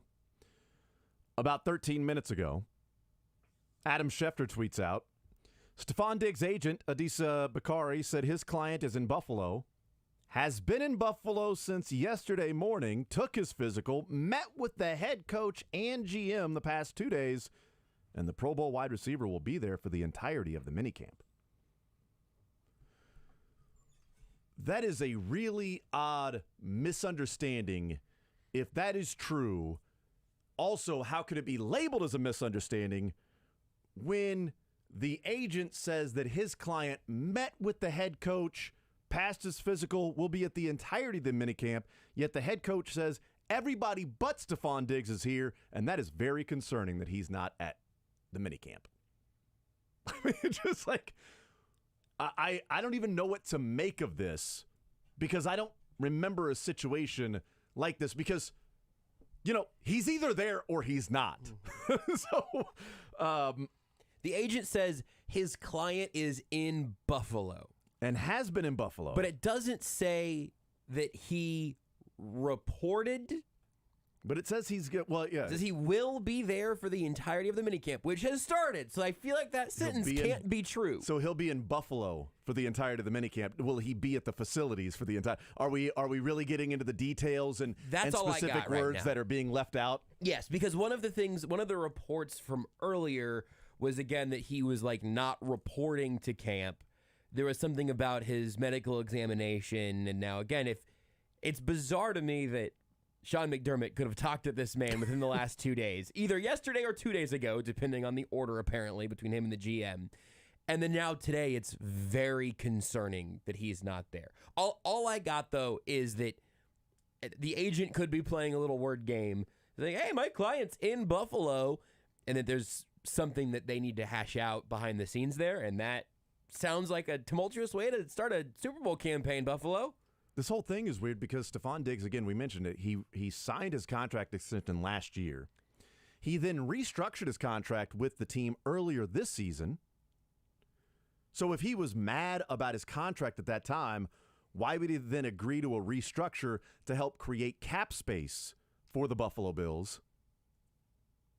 As in, I'm committed to the team because I'm restructuring my deal. Yeah, he gets a lot of money this year, his yearly cash. He's making almost $25 million in cash this year. It's not just, this is what he counts against the cap, but he got it all front-loaded last year. This year, he's getting 24 and change $1 million.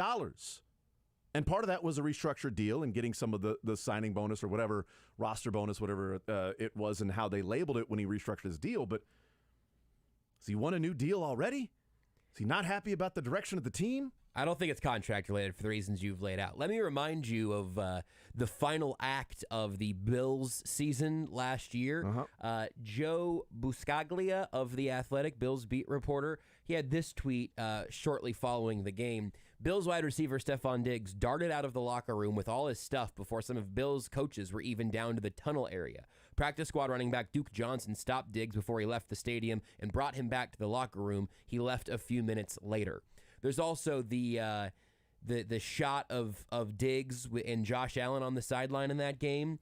Diggs' arms outstretched while Josh Allen and I'm not sure, maybe a QB coach or offensive coordinator beside him, perhaps looking at something. But Josh Allen's just looking at the Microsoft Surface, and Stephon Diggs is in front of him, holding his arms out to the side. The last, I'd kind of forgotten about all of this until today, but maybe he hasn't.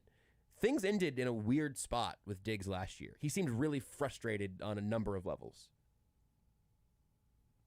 Looking at his... it's been 6 months, but... Against Cincinnati, he had 10 targets, 4 receptions, 35 yards against the Bengals in the 27-10 loss. Now, I don't know if this is in the entirety of the offense's defense. Nobody had a good day. Everybody sucked. It's not like, Gabe Davis, what he did against the Chiefs, 200 yards and 4 touchdowns, and Stephon Diggs had 2 catches for 5 yards. Like, it wasn't that. It was the entire offense just sucked against the Bengals that day. And credit to the Bengals defense and the Bills scoring, 10 points in that game. But clearly a frustration of where their season has ended the last 2 years after ending in the AFC Championship game the year before that. They lose to the Chiefs by a couple of touchdowns after leading by 10, right? It was a double-digit lead, of course, because the Chiefs, of course there's a double-digit lead against the Chiefs by a different team. They lose that game. They throttle the Patriots. Then they lose to the Chiefs in the 13 seconds. They get by the Dolphins, because that wasn't a game where they were just dominant. They get by the Dolphins, and then they get punked by the Bengals. Mm-hmm. But he goes into the offseason, and in March, he restructures his deal to create almost $6 million of cap space. There has to be a level of understanding and commitment at that point, right? Did he want the Bills to go and get, Odell Beckham Jr. or DeAndre Hopkins instead of Leonard Floyd? Did he feel like, the defense, we scored 10 points. Defense isn't the issue maybe. You're getting Von Miller back. Why you got to go get Leonard Floyd and pay him that money when people said that we were going to go get DeAndre Hopkins and add to this team, and now that money's gone to Leonard Floyd. And now Hopkins is going to go to maybe the Patriots that they'll face off against twice. Maybe the Titans. I don't know if they play the Titans or not. Is there something to do with that? They drafted Dalton Kincaid, to come in and help out, but I don't know. Is he tired of getting the focus of the other team's defense?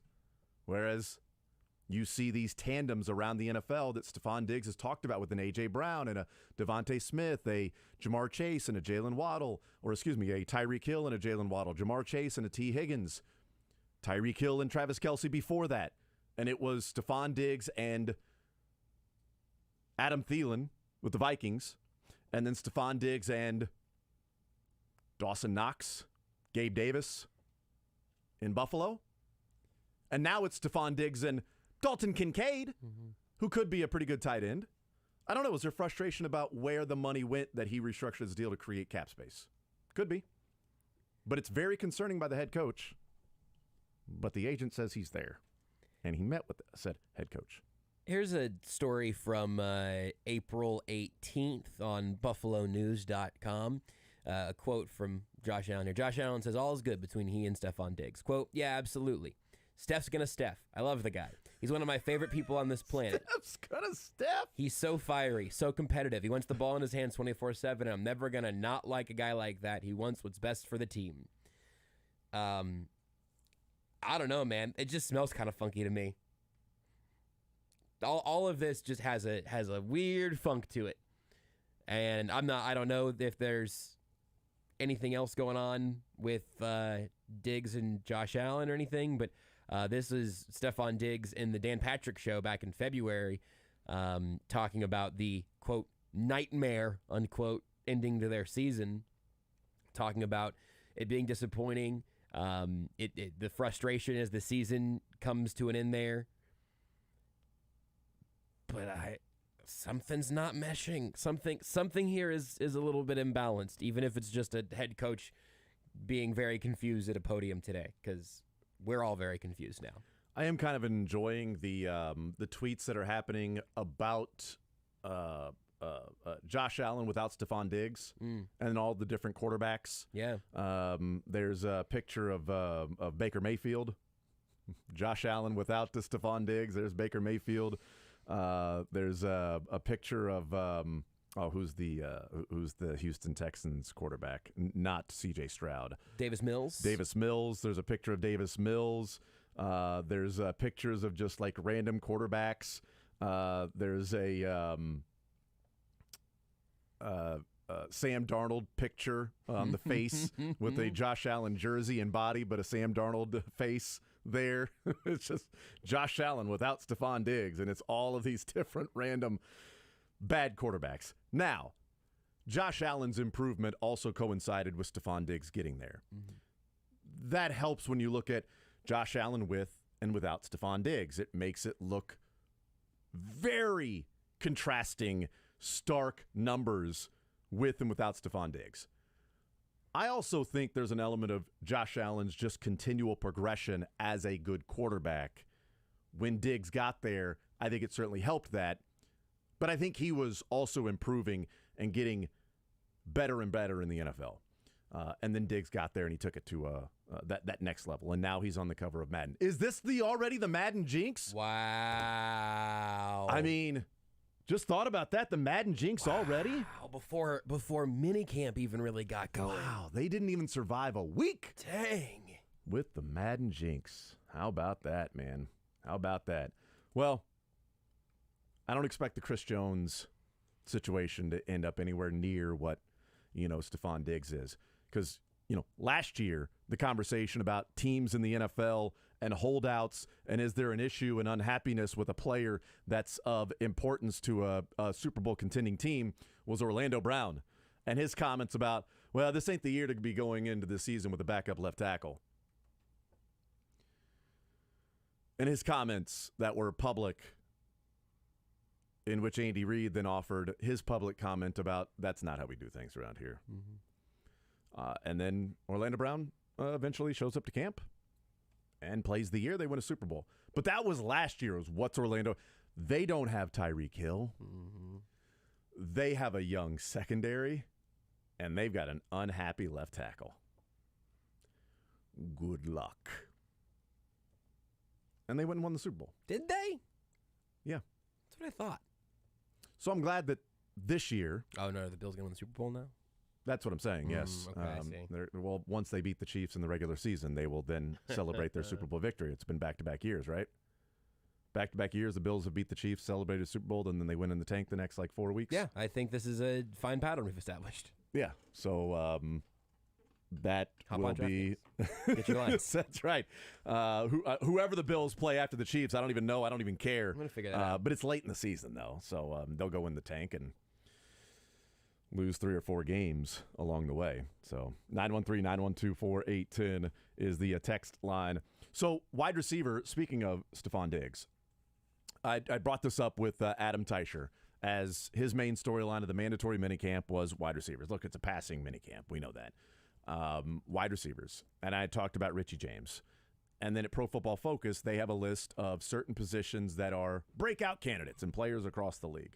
Trent McDuffie is listed there as a breakout candidate among cornerbacks.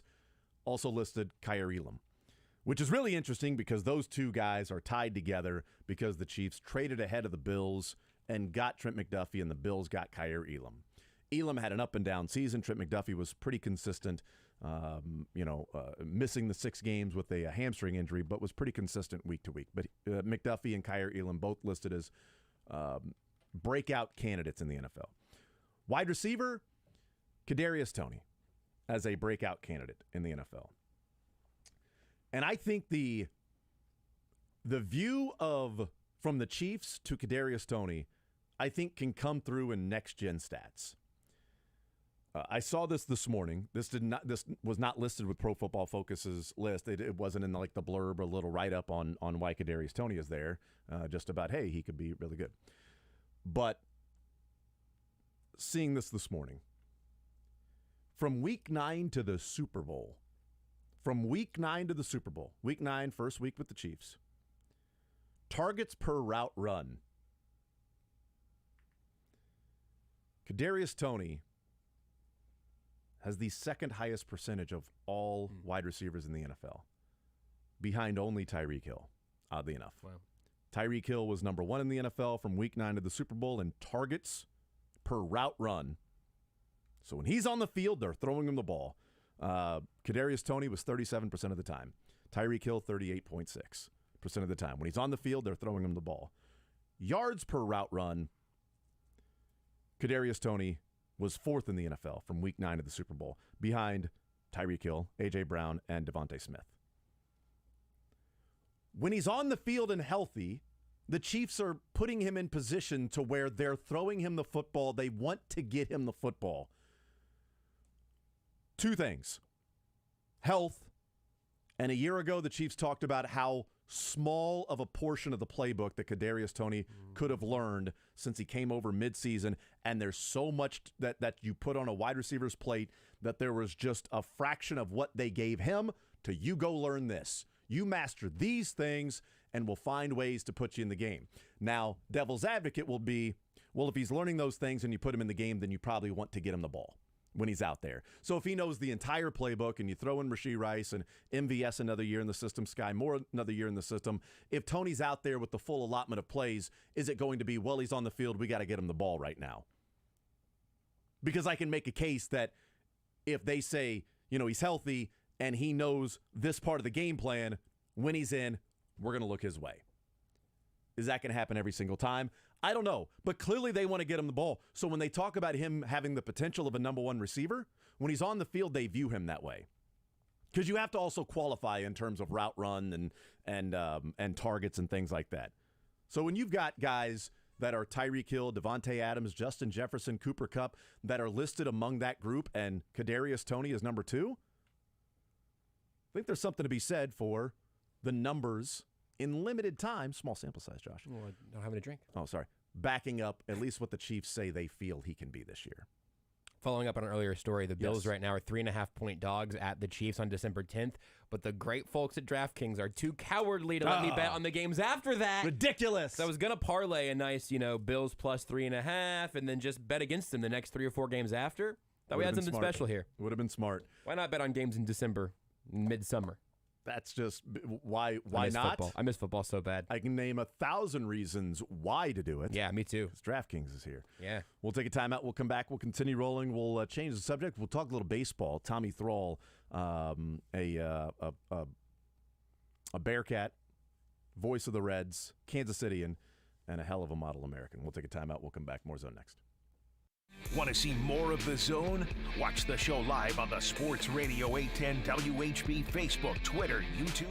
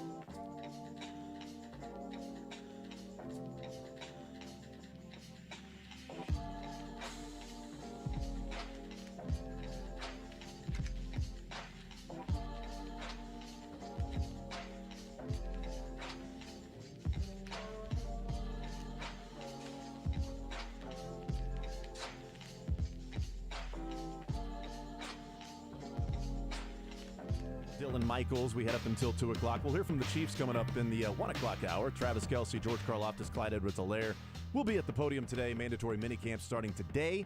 A lot of talk around the Chiefs and Chris Jones, etc. A lot of talk in Buffalo with what's going on with Stephon Diggs. A lot of talk around baseball with what's going on with the Cincinnati Reds. And joining us now, voice of the Cincinnati Reds on the radio, Kansas City and Northwest Missouri State Bearcat, Tommy Thrall, hanging out with us here in studio. Tommy, what's up, brother? How are you, sir? What's happening? Thanks so much for having me on. This is pretty fun. I've not seen you in a while, so it is great to see you. Happy for the success, proud of you, and all of that stuff. Last night's game sucked, though. You know, it wasn't a. It depends on which side you're on. That is exactly right. There's a lot of people in Cincinnati that are starting to buy playoff tickets after last night's game. I'll tell you what, man. Across the league, it feels like this is a team that people are watching and feeling like they are so much fun to watch play. And it reminds me a little bit of those Royals teams of 13, 14, and 15 when it looked like the team was just having fun playing baseball. Yep. Like right now, the Royals don't look like they're having fun playing baseball except for small little anecdotal things. Salvi's home run and his, looking at the dugout and flexing and screaming. That's a little fun, right? But the Reds just look like every part of the game they're, playing like their youth baseball again, just out there having fun. Yeah, that's watching those Royals teams now. Granted, it was from afar, but that's what this group reminds me of a lot. And when people ask, that's what I say. And it's that. It's the fun. It's the energy they play with. It's the athleticism. They have guys that can run up and down the lineup. They put the ball in play. They make things happen. They're not a big home run hitting team. Those Royals teams were not either. But they don't give away at bats. They don't give away outs. They move runners. They do all the little things that, quite frankly, are fun to watch. Sure, they're going to run into some home runs, and they've got more power coming. Ellie De La Cruz will give them some of that. But you talk about a team that went from baseball obscurity to all of a sudden they're appointment viewing across the league, and it happened almost overnight when they got Ellie De La Cruz to the big leagues. That completely changed the way people view this team. And for good reason. It's hard to believe in baseball that one player can do that, but he's got the chance to be that kind of guy. See, I would connect it to when you got the call up to take over for Marty. That's when it really started to roll for the that's not overnight. It's just like, well, look at the timeline. Sure. Yeah. Pre-Tommy, post-Tommy. It's like BC, AD. It's PT, post-T. Yeah, I would basically put it on that level. Sure, certainly. Yeah. If you're going to, I won't stop you.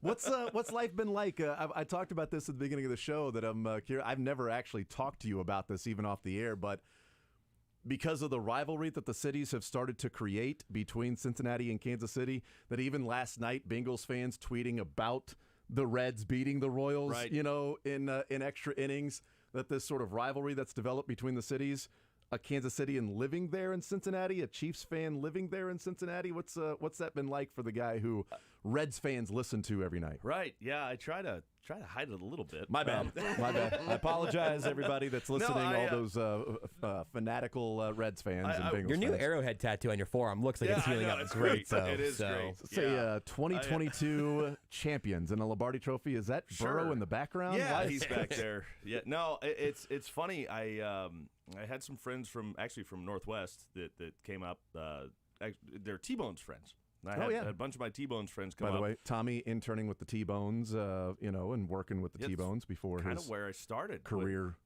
just blew up. It was more of a slow burn. It was a smolder for sizzle. a while. It was a sizzle. Yeah, but you know what? When you get to hang out at Myrtle Beach and in Pensacola, Florida, there are worse places to call a baseball game. In some ways, I was burning a lot there. My skin in particular. That's a good point. A little too much beach time. But anyway, no. So it was fun. I had some of my buddies up for the Chiefs-Bengals game, and I thought, well, nobody recognizes me in Cincinnati, so I can wear Chiefs stuff. Then I got to experience what it's like to be an opposing NFL fan in another team's stadium. Not exactly the same experience as it is to go around and do a little ballpark tour as an opposing fan in baseball. So it's a little different experience. It wasn't terrible, but it's a fun rivalry, and obviously a lot of my friends up in Cincinnati know that I watch the Chiefs a little bit more closely. Not that I'm a huge NFL guy anyway, but I'll obviously watch the Chiefs when they're on. I watch the Bengals when they're on. But It's been fun to see that, and I think what's exciting about it is that both teams are still really good. Yeah. And it's going to be back and forth, I think, for a long time. And the Chiefs are going to get some, the Bengals are going to get some. It's just going to be the way it's going to go, and it makes for a fun rivalry, and it is kind of fun to be right in the middle of it. And the Royals having Chiefs night on the night that the Reds come into town from Cincinnati. That was pretty special, wasn't it? Maybe coincidental, I don't know. Or maybe it's a little troll job there. And, of course, there's the Bengals fan right behind home plate rocking a Sam Hubbard jersey throughout the entire game. So all of that creates sort of that the coloring in for this rivalry. Apparently, that guy is a Cincinnati native that now lives in Kansas City. So he and I just swapped. just boats crossing paths. That's right. Two ships in the night. That's exactly just crossing paths. It's interesting, like your career from Northwest to, as I mentioned, with the T-Bones and then Myrtle Beach. You did games in Quad City too, right? I did. But 2 that was years there. It was way before the Royals, though, right? That was way before the Royals in Quad Cities. Yes, it was. They were, unfortunately, they were a Cardinals affiliate then. So, yeah, they were. That was 2 years. It was 10 and 11 in the Quad Cities. Cardinals affiliate. They had some good players come through there, but yeah, it was way before. They might have been another affiliate before the Royals even got there, too. I can't remember. But They might have been a Twins. I feel like they went from the Twins to the Royals most recently. I might be making that up. You're thinking of Twin Cities. That would make a lot of sense. They didn't just double them? No, there are only 2 of those. There are 4 there in Iowa. I just know that their Quad. mascots are raccoons, so that really is what's important to me. And you have one on your hat. I do. It's not my Quad Cities hat, which I also do have. It's a different. So you're clearly a big fan of raccoons. Trash animals in general, Okay, possums, good. raccoons, and all of that. Get you a trash panda. Tell you what, Tommy, if you want to burn the next 20 minutes of this and not talk about baseball, we can talk about trash animals. Look, I got stories. Here's a guy in Josh that at his wedding, they had possums that were protecting the food. That's true. Just miniature handmade knit possums. Yeah. How many pet possums do you have? We don't have pet possums, but my wife now, I almost said fiance. But wife Renee. My wife Renee volunteers at a wildlife rescue in a little bit deeper in Missouri. So we were a very temporary home for 3 possums over the course of the winter, and then released them into our backyard. I've been reviewing the trail camera footage recently. Got a raccoon back there somewhere. Do you just hang a rod in your house and let them hang off that? Or No. Okay. So this is a common misconception. Now we're in a really dangerous place, but really only the babies can hang from their tail. No kidding. The adults use it just more for like balancing and stuff. Okay. They'll also use it to grab bedding material, and they'll like shove newspaper Like or bedding- leaves or like- whatever. like bedding material? And they go to DraftKings. Like the Racing Digest? And they Like then make some really responsible bets. I got the Mostly number 5 horse in the 8 race. What do you think about this? They're always betting on Quad Cities. And what's the trash panda? One of them's the That's Rocket City trash outside pandas. of Huntsville. Yeah. There you go. They love those. Yeah, you want minor league mascots? Tommy's the guy for you. I've seen almost all of them. Yeah. Can we got to get a possum mascot in there next? I'll work on the phrasing, but we can help someone with some branding Somebody here. might have an actual mascot that's a possum. I don't know, but good to know. I'm on it. I didn't know people had an affinity for trash raccoons animals. and trash animals. That's what we're here to do. We're here to help rebrand the trash animals. Sounds like New York City would be your kind of town. See, the rats and stuff No, they aren't quite don't. as endearing. Oh, I I don't see. know. Okay. Possums are America's only marsupial. I mean, people love raccoons and love kangaroos and wallabies and all that. We got possums here in America. Yeah. Embrace your local marsupial. Not literally. They'll scratch you. Possums need a better PR agent. That's what I'm working on. I'm hoping So- they say dress for the job you want.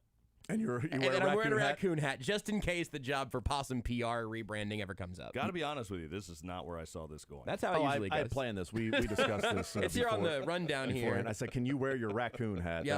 That would be great." I wish the squirrel would fire their PR agent and get a worse one. Yeah. because that's just a rat with a long tail. That's right. Fluffy tail. Squirrels are awful. You You take have that to tail. understand the fluffy tail does a lot for the It's squirrel. a ton for you. So, fluffy tail is a big part of life, I guess. You take that tail off the squirrel, you got a rat. Yeah, You got a rat. 100%. If you saw a rat just around your backyard or going up the tree, you would call somebody to go and exterminate these things. Yeah. But instead, it's a squirrel. It's like, oh, it's a squirrel. Oh, it's a Yeah. squirrel. No, it's a rat. You also have a squirrel team. the Flying Squirrels. I up in forgot Richmond. about the Yeah. Richmond Flying Squirrels. Oh. That was I Still think, no rats though.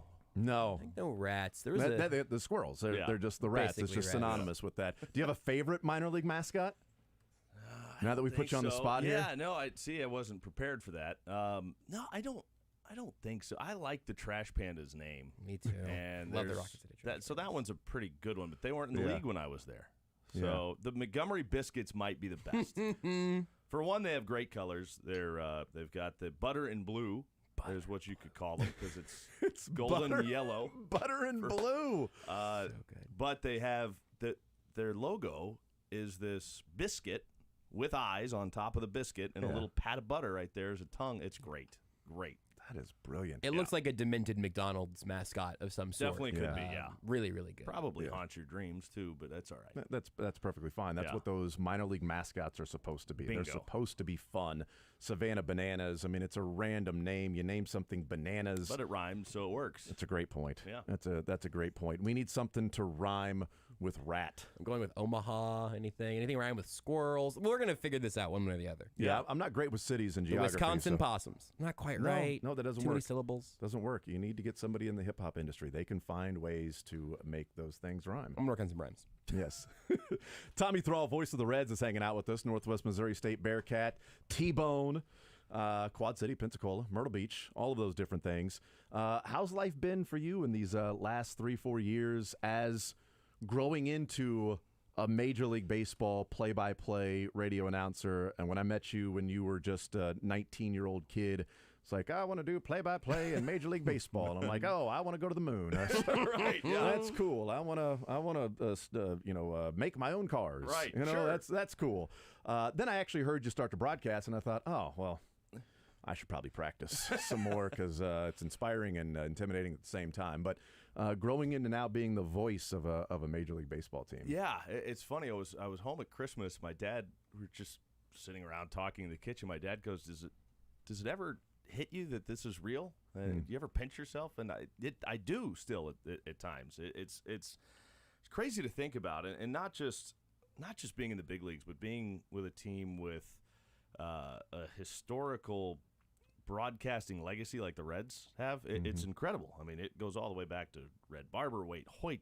I mean, Waite Hoyt used to talk about playing with Babe Ruth during rain delays, and there's still people that will come up to me and say, "Hey, I used to love hearing the Waite Hoyt stories." I'm like, "Well, I never played with Babe Ruth, so I unfortunately I don't think you're going to get those from me." But no, it's just it's crazy the legacy that this team and this organization has from a broadcast perspective. It really is humbling to think about being a part of that, and just a small part of that as well.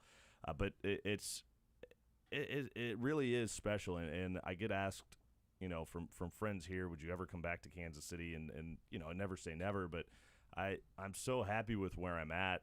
The organization has embraced me. The fans have been way better than I could ever ask for. You take over for somebody as great as Marty Brennaman, and you have no idea what to expect. I'll tell you what I expected. I expected the worst. I thought, well, Really? hopefully I'm not the sacrificial lamb here for 2 years, and then they bring in The guy another replacing the guy? Exactly. Yeah. Unfortunately, that has not been the case to this point, and I'm very grateful of the opportunity, and it's still crazy to think about sometimes that it's a dream come true. And I tell kids, I'm like, that want to get into this, I'm like, hey, look, I'll be honest with you. If I would have known how hard it was, I probably would have never even considered it, because it's you look back once you get there and you go, there are a lot fewer broadcasters than there are players, and that's the odds are a lot longer, and somehow I was able to get there. I've said the same thing to just thinking if I'd have known, because when I was working nights and weekends on 1510, 20 feet that way, down the hall, that to get from there to here, if I'd have known from 2000 to 2019 what those 19 years were going to be like, of nights and weekends and not much pay, and moving to Wyoming, moving back, moving to Louisville, moving all of those things, starting a station, being way in over my head, feeling like I was drowning for a couple of years, just trying to do all those different things. If I'd have known what it would have taken, I would have quit. But I'm glad I didn't, because 19 years later, here I am. Whether that's positive or to the chagrin of listeners, I don't care. I'm here. And sort of the same thing. That's right. I mean, when you go from Myrtle Beach to Pensacola to Quad Cities to getting that opportunity, and I would say one thing that was probably a benefit to you, because I remember talking about it and having people mention it when you got the resounding seal of approval from Marty to the Reds fans about, no, this guy is not just here to sort of be. This guy is a talent. And when Marty says that about you, I think it's a little bit easier to hand the baton when he's saying to the fans, embrace this guy. Yeah, that was huge. He kind of got the same send-off when Joe Nuxall was his partner and Marty took over for Al Michaels. Joe Nuxall kind of threw his arm around Marty and gave him the seal of approval to the fans, and that was huge. And so that was kind of Marty doing the same thing for me. That was I can't tell you how important that was. I mean, that was big in the fans' eyes. People still talk about it, and they acknowledged that was big. And it's funny. Ryan Lefevre actually texted me a couple days after that. He goes, "Hey, I don't know what rock I was under, but I was driving home. I heard this clip and all of a sudden it hit me that was you." And he goes, "Congratulations, that's really cool. It's neat that Marty did that."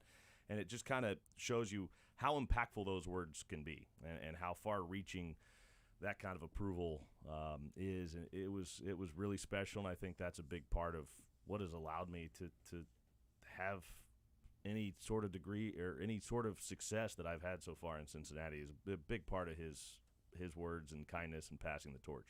Tommy Thrall is our guest, voice of the Reds. We'll take a timeout. We'll come back, and we'll have Denny Matthews interviewing Denny Matthews on the other side of the break. More Zone next.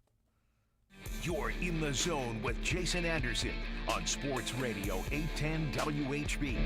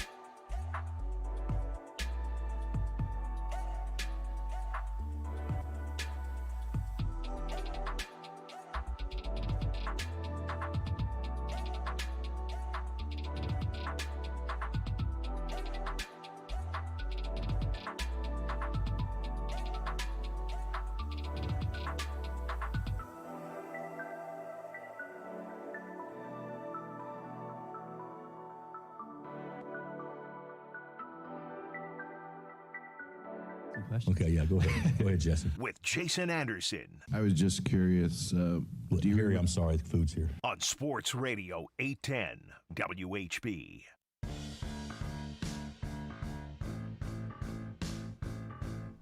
All right, we continue right here on Sports Radio 810 WHB. We'll hear from the Chiefs in the 1 o'clock hour right now, hanging out with the voice of the Reds, Tommy Thrall. Kansas City, Northwest Missouri State Bearcat.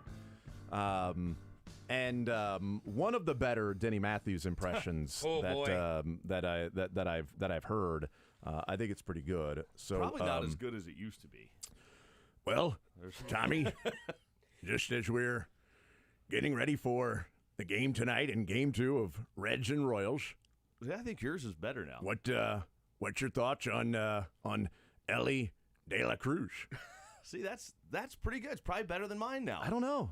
Sorry, Tommy, I can only hear you if you're doing a Denny Matthews impression. We can. It's a weird. The airwaves are weird. It only comes through as Denny. I did this. I had remember Randy Birch? He used to do. He was the T-Bone's PA guy, and we befriended each other when he was there. And he goes, "Hey, I want you to meet Fred White." So he takes me in.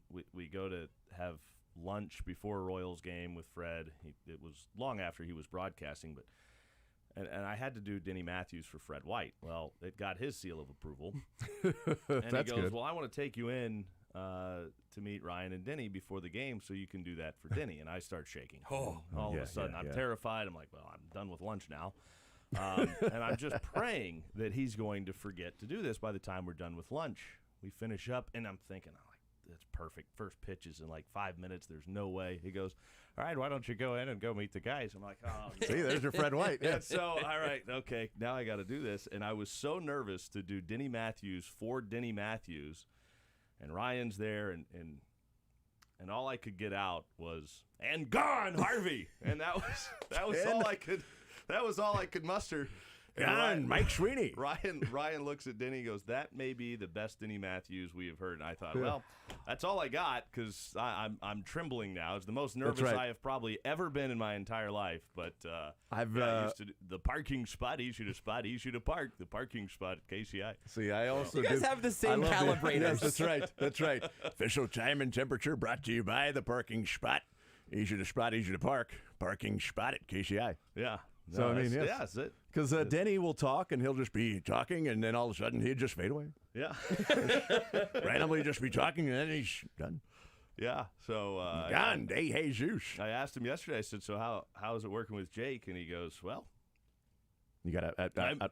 I'm either breaking him in, or I'm just breaking him."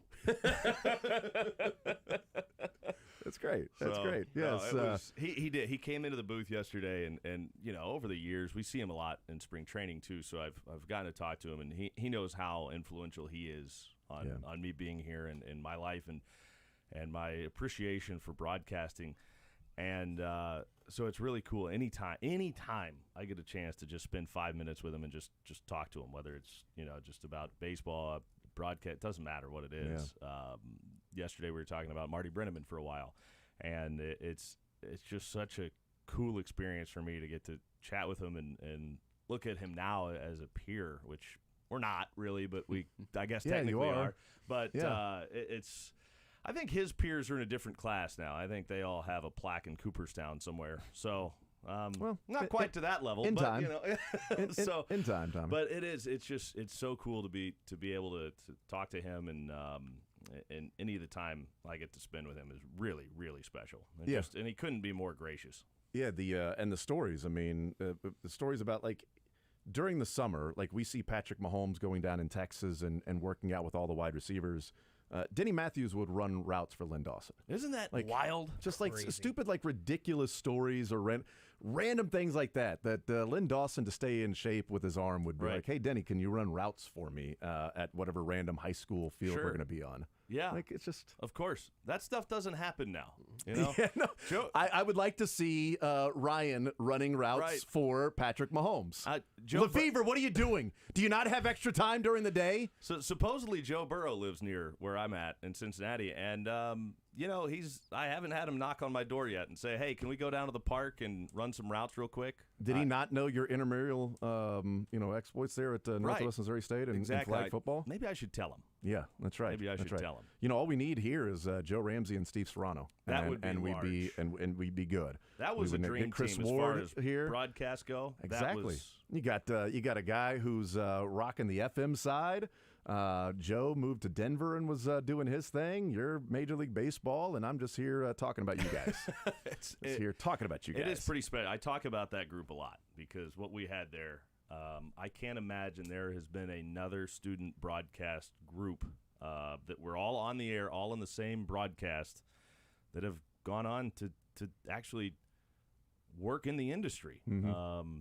Yeah, because I was told when I was at Northwest, they're like, "What's your major?" I was like, "Broadcasting." Like, "Oh, do you enjoy sales?" Yeah, exactly, pretty much, Why? right? Because that's what you're going to end up doing. How are your production skills? That's right. That's what you're going to end up doing. And I'm like, no, I'm not, because I'm either going to do broadcasting. If it doesn't work out, then I'm going to go and get my special ed degree, and I'm going to be a special ed teacher. Yeah, those are the two choices I'm going to be. Those are the only options. I'm not going to be doing sales. I was not. I'm not good at it. No, I've tried it. There are a lot of jobs in minor league baseball where you'll do this. You'll do the media relations, but the main focus is going to be on sales. I'm like, well, I'm not going to be here long. Yeah, I thought the main focus would be on play-by-play of the game. Oh, no. That is the least of it. Some of my Southern League friends joke about this all the time. That I remember Mike Trout was coming up when I was in the Quad Cities, and I had zero time to ever prepare for those games. None. I mean, it was sales, media relations, and God knows what else. And I was the IT guy there too, by the way, and graphic designer. So yeah, I almost had time to prepare. None. So we're playing the Angels affiliate there, Cedar Rapids, I think. And Mike Trout comes up, and I'm like, "Here's Mike Trout. I think the Angels are pretty high on this guy." Flipping through the prospect handbook, like, oh yeah, no, he's pretty good. Best prospect in baseball. Well, let's see what he does. Homer. There you go. I guess he's all right. So, yeah, I had no idea what was going on. You made an awesome graphic later that day, though. Yeah. Oh, Mike Trout, Angels, high on him. Really good, yeah. Angels are, quote, high on Angels him. like this guy. It's like, let me see what this Ellie De La Cruz is. It What's would be he about done? the same, right? He runs fast, throws hard, hits the ball very far. Oh, number one in baseball. Let's see what he can do. Yeah. See what Ellie he can do. De La Cruz. See what he has to offer. And gone, De La Cruz. Maybe we'll Hopefully hear that's that not tonight. Hey, no, not tonight. Oh, I'm sorry. Not I forgot tonight. where I'm at for a second. Do you have a Denny and gone? Do you have anything like that? Have you found as we wrap things up here in 30 seconds? Have you found like a call? Not that Marty Brenneman, this one belongs to the Reds. Nothing Not like that. that I'm aware of. Yeah. I mean, I'm sure I have something. Can that I suggest? Take that, Jason Anderson. That would be Just random. I don't know. Sure, I'll see Every if I time? can work that in. If you can work one of those in for us, I'd really At least the people in Louisville would It's a understand. pitch, and De La Cruz smashes it to right field, and the Chiefs are champions. I don't think that would work. I don't think that. Don't use that one. I don't think that would go. Don't go with that. well. No. Mahomes is better than Burrow. Oh, no. Tommy, you're the See, man. you're trying to Appreciate get it. me in trouble Good now. to see you, brother. Great to see you guys. Thank you so much. The border war continues as Kansas and Missouri play for state line high school football bragging rights. The 31st annual BUnion.com Kansas versus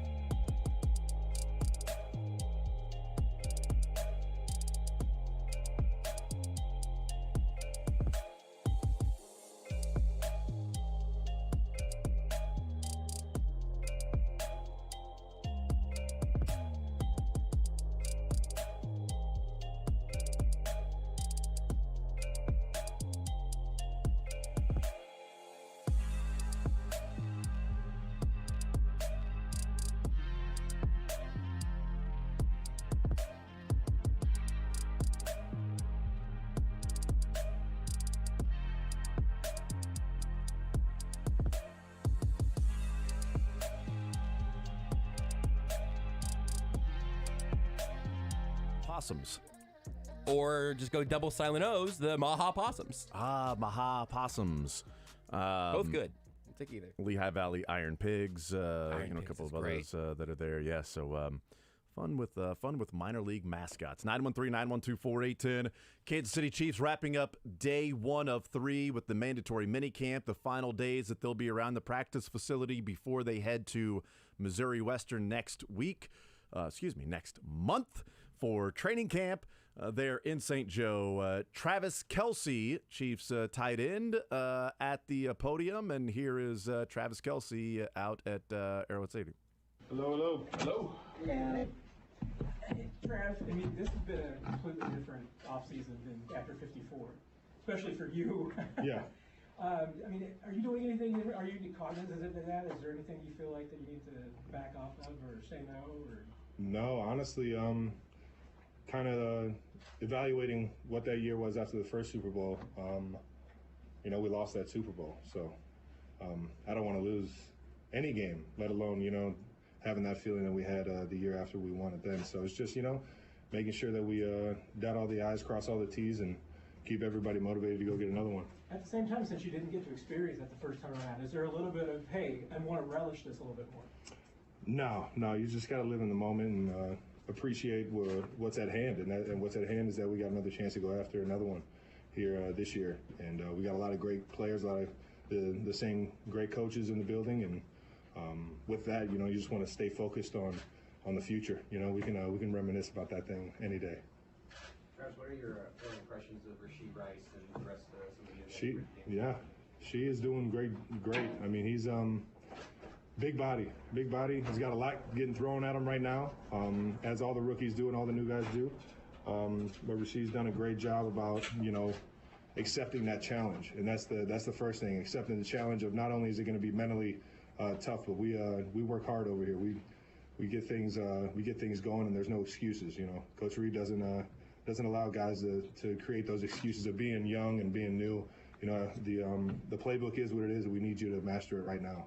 And Rashee's doing a great job of just getting out there, flying around, and playing smart football. Travis, with everything going on this week, obviously the ring ceremony is Thursday, and then you guys get an extended break. Mm-hmm. In your experience, how have you found the right balance of trying to get away from the sport, and then when you sort of slowly build back up for an Andy Reid training camp that you only know, but obviously a lot of these new guys will be aware of for the first time? Well, I'll say this first. Everybody attacks it differently. That's kind of where you have to build your own professional approach to this thing.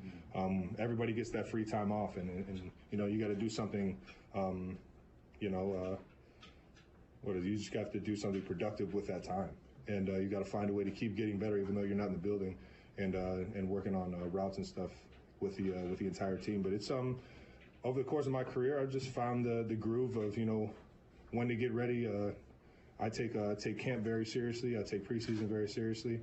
I get a lot of my work done during that time, and the free time that I get, I like to put my feet up, go see some family, all while staying in shape and getting geared up for training camp. What's the biggest, memory that jumps out to you when you were a rookie? That first couple days at training camp, given it was Andy's first as a head coach? Really, that first training camp, you don't realize how many people are going to be out there. It felt like it was a game. It was the excitement of people watching practice and stuff. I'm not used to that as coming out of University of Cincinnati. Our training camp was in higher ground in the middle of Indiana, so we didn't really have anybody at practice. It was kind of the dog days and just the fellas that were on the team. And then sure enough, I come to KC and it's a packed house. Everybody out there, St. Joe's, screaming, yelling, getting fired up during stretch. I'm just like, man, this is it's a little different. You don't got to, you're not as much in your head about the dog days of 2 days and stuff like we had in college. Well, I guess we don't do 2 days anymore, but yeah.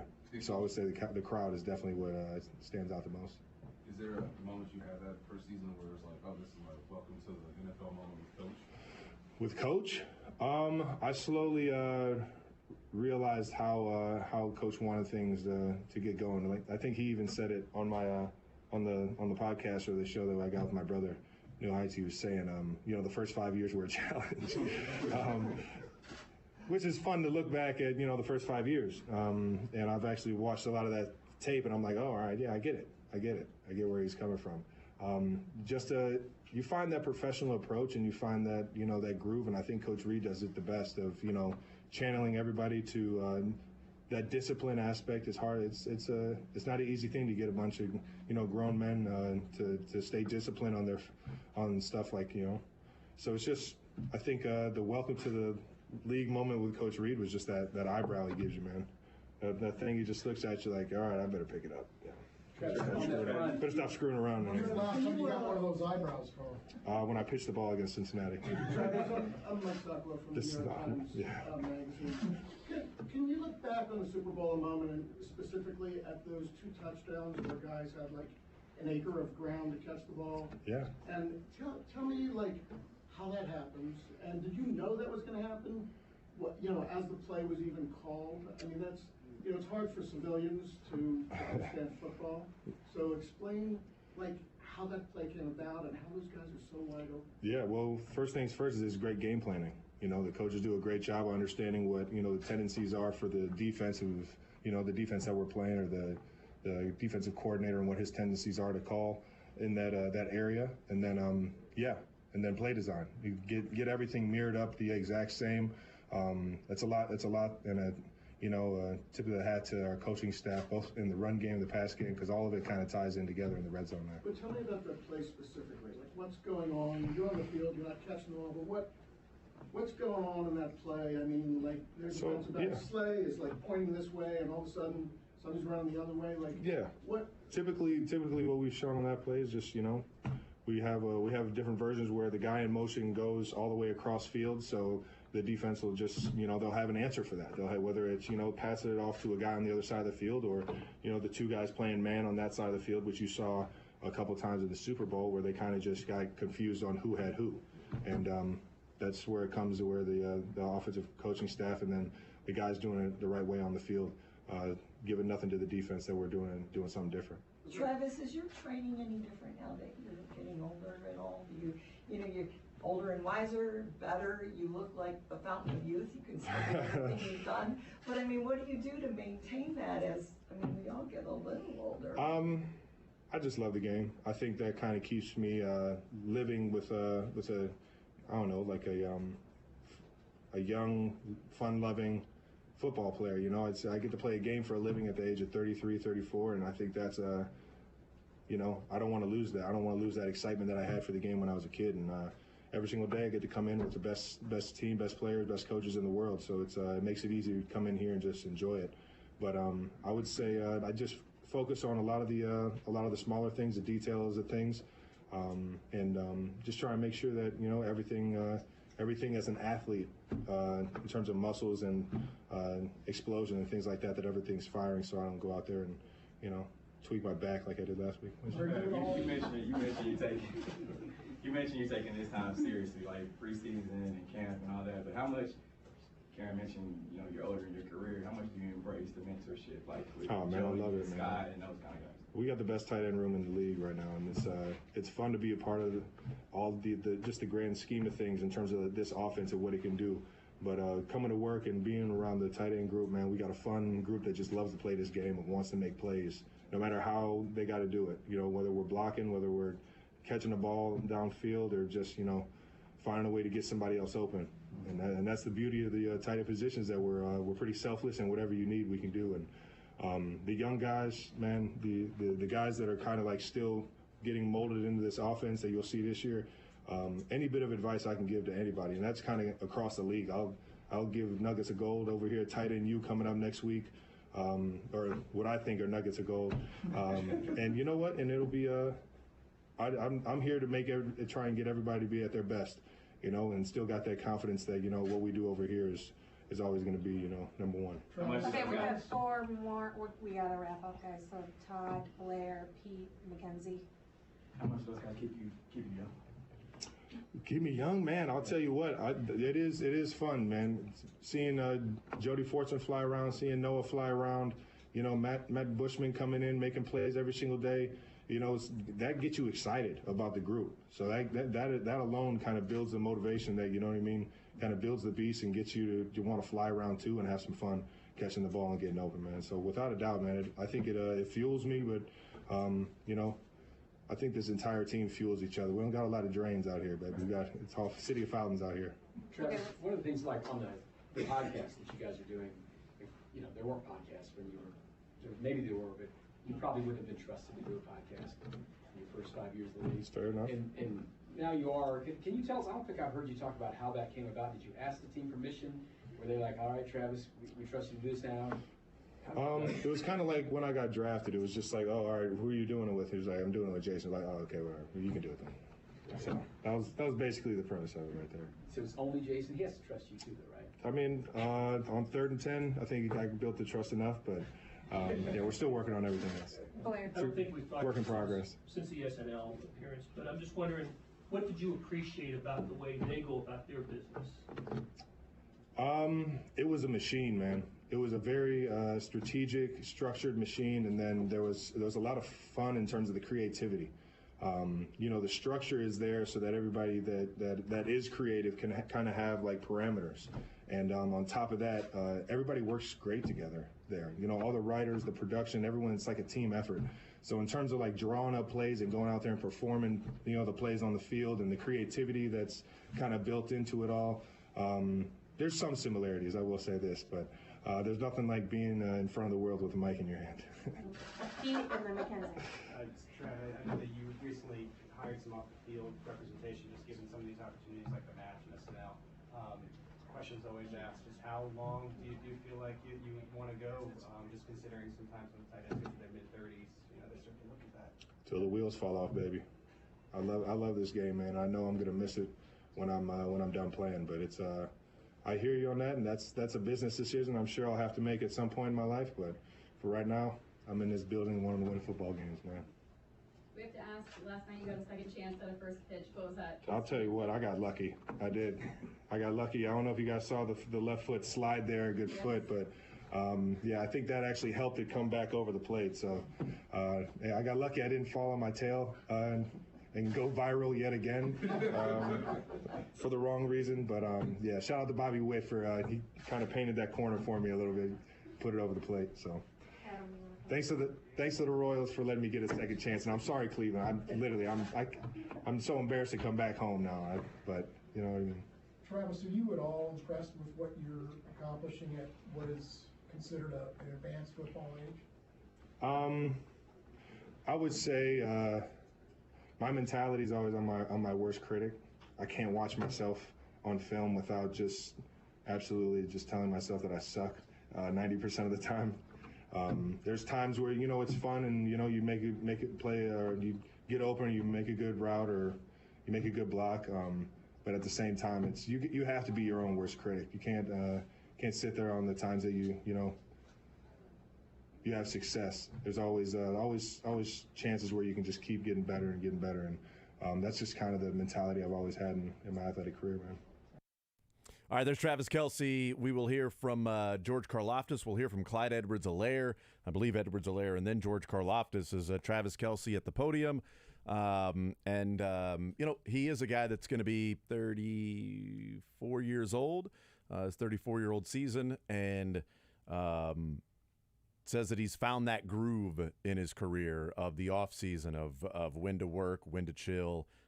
Camp he takes very seriously and gets a lot of work in for that just to be a part of the make sure the whole season is going to be as good, and he is in good enough shape for the entire season. And then a couple of other fun things. The podcast, asking permission. So it's kind of like when they drafted me. You talk to Jason. I'm going to do it, Jason. Okay, they're very good. And Todd's like, you built up that trust? And he said, on 3rd and 10, I've built up the trust. So, and then how long do you plan on playing, essentially was the question, until the wheels fall off. And then redemption with the first pitch. Said he got lucky. That foot slide freaked me out. I didn't see the foot slide until watching it the second time. And I thought the foot slide was, oh man, he could have airmailed that but he was able to get it over the plate. And he said the foot slide helped him almost throw it to where it was on target. I mean, the arrows were there. They were helping him with the arrows. Slugger and Casey Wolf We're letting him know the tunnel to throw that baseball down. It's the closest thing you get to pitching with bumpers. Bumper pitching. The Reds reliever last night could have used that. Both of them effective in their own way. Kelsey and whatever his name is. How about Kelsey? I can't watch myself on film. I love watching Kelsey. On He's TV. missing out, man. I tell myself all the time how much I suck. Like, I can't watch myself on film. That's not what I Really say when I interesting. watch Travis Kelsey, just to be clear. That's not what you say when you watch yourself. No, like neither that's, no. That was a great point, Josh. Yeah. Ooh, Josh, you're really making. Oh man, the facial expression there. You are killing it right now. Let me check Twitter. I bet everybody is loving this as much as I am. But similarly, I had to tell Lebo, like, look, I'm going to do this with Jason. It'll be fine. 3rd and 10, Chiefs post game. Think I got the trust. You've trusted me. Here, though, I don't know. I need Jason. Need a Jason, really. Just a random, but maybe 2. Maybe Drake. Maybe a couple. Me. That's true. Keep you in line. Let's hear from Clyde Edwards-Helaire. He is at the podium for the Kansas City Chiefs. Running back Clyde Edwards-Helaire. An interesting season last year. Interesting offseason. Here is Edwards-Helaire heading into the final year of his contract. Just like every year, I know it's year after year. I can't think 2 years ahead from now or the position that I would be in 12 months from now when I know I have still had the rest of OTAs and camp. So it was really just coming in and figure out and see the things that I could work on, and from that point just kind of roll with it during camp. How does that actually work, with you guys? That they just tell your agent, hey, we're not going to pick up the option, they call you? How does the logistics of that actually go? They called my agent, and that was pretty much the gist of it. It was off season during camp, and everything else just kind of online. Like, I'm really not a big online Twitter guy, so it was just kind of just hopping online, and then you get a call. That's about it. Motivating now for you? Oh, I mean, yeah, most definitely. It's one of those things, but it's also it's 2 years from now, so it's one of those, like, I know what I have to do in order to get on the field and do the things that I need to do this year. But as far as focusing on something 2 years from now, I can't tell you what would be the motivation, and or if it's just something with how the dice roll and they figure out money wise, why try to put all our eggs in one basket for 2 years from now, not knowing what's happening on the back end. So it's football. Clyde, what was last year like for you, given the fact that you got hurt again and you lost some of your playing time? What was last season like for you? I would say, I wouldn't even really say a roller coaster. I would just say experiences, man. It's I mean, I wouldn't even say it was some of the hardest things. It was just you go through something, you figure it out, and just like my dad said, man, him being in the Marines and kind of being a narcotics police officer, you kind of you hound in on the thing that's as far as what you need to focus on, and then you go at that. You can't really, shoot for the stars if you're not aiming for the things in order to get to the stars. So you got to go through some planets and some other things in order to get to where you're trying to go. So I mean, it was some things, some trials and tribulations throughout that time, but it was never just I was just like kind of down and out. I was doing the things I needed to do in the building, outside the building, and in order to get in the position that I am today as far as practicing. You mentioned planning. You got a couple of injuries while you've been in the league, but do you look at off season and say, all right, I need to train differently, or I need to eat differently, or how does that work for you? Oh yeah, that's as far as a professional athlete, I feel like that's something you should do every year. That's not if someone says they has everything figured out, every I dotted and every T crossed, I would say they're a lie, because it's just one of those things. You could be the top of your game. I mean, I could say you can ask Patrick Mahomes the same question. I would say the greatest player, in the league right now, and he would say, yeah, I'm going to work on some stuff in the off season. So, and me not being as far as in the same position that he was, obviously, you do things, you figure it out, and you work on the things that you feel, and or if somebody else is watching, you see if it's somebody that's has a valid point, like Kevin Falk. When I was talking to him, I hound in with him, go back home, talk to him, and those, when it's valuable conversations and when it's people who've been in a position, played in Super Bowls, played the position, those are the guys who I listen to. What did he tell you? As far as, I mean, I grew up in Lafayette, Louisiana. I mean, as far as in Louisiana, so, and he was my coach in college, so we can, as far as the conversation, it was days, multiple days. So it's really just, we worked on some of the things that we did in college, and really just be me. I mean, I can't sit here and pinpoint and tell you everything that we talked about. We'll be here sitting talking, but it's one of those things that he knows as a person. He knows me personally, and he's been there with me from freshman year of college all the way throughout this point. So I feel like if it's not someone like him or Tommy Robinson, who was my running back coach in college, I feel like those are the guys who kind of know me best and kind of they watched who I was in college, figured out who I was throughout that time. They watched me in high school because they were the guys recruiting me coming in, and they kind of give me pinpoints here and there, and then we figure it out and we work on it. Clyde, I have two questions.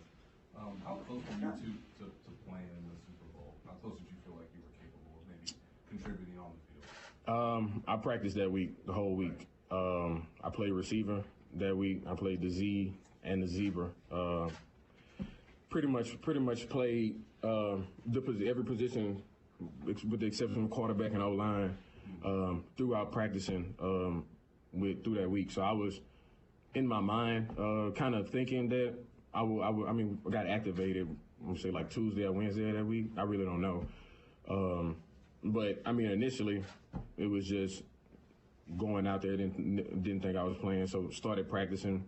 Coach kind of told me, figure some things out as far as, if you know the playbook, the only guy that I would trust to go out here and try to learn those, I wouldn't even say learn, but the playbook. So in order to keep everything going smooth for the biggest game of the year, why not have you go out there, play receiver, keep everything rolling? And if you're doing that for us on the offense, and I also did scout team. I was Devontae Smith for scout team for the defense. So I did everything that I needed to do in order for us to win that game, and that's just what it was. They called my number, and I was out there. And my second question is, you said after the win against Tampa that it was really important for you because the last time you were in that building, it was obviously tears of sorrow to end your rookie season. There's video of you really embracing Frank after the Super Bowl victory. I'm assuming those are tears of joy. Just can you explain the low of obviously how your rookie season ended and the high of how last season ended, even though you couldn't be on the field? Yeah, I mean, I try not to dwell and go back into like those deep, hard places, but I would say getting off the bus, this previous Super Bowl, kind of just floating, kind of going, had my headphones on, just kind of figuring everything out. And when I got in, I didn't have my uniform, so it was just one of those things. Is okay, cool. Roll with the, you roll with the punches. That's just what I was raised on. So I'm looking at T. I remember talking to Travis because on video he was the guy walking in behind me, and he seen that I didn't have my uniform. So he kind of looked at me and was like, "I'm gonna get you one." Mm-hmm. So that was it. Talked to Frank, talked to Kadarius Toney, and those are three guys I talked to. And then after that, we went out there and handled business. We're going to do three more. We'll go Adam, Karen, and Pete. Go ahead, Adam. Clyde, Isaiah had a nice rookie season.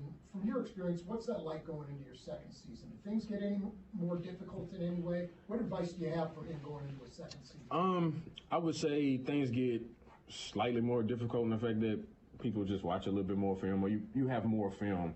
It's not like people going and watch college film on you.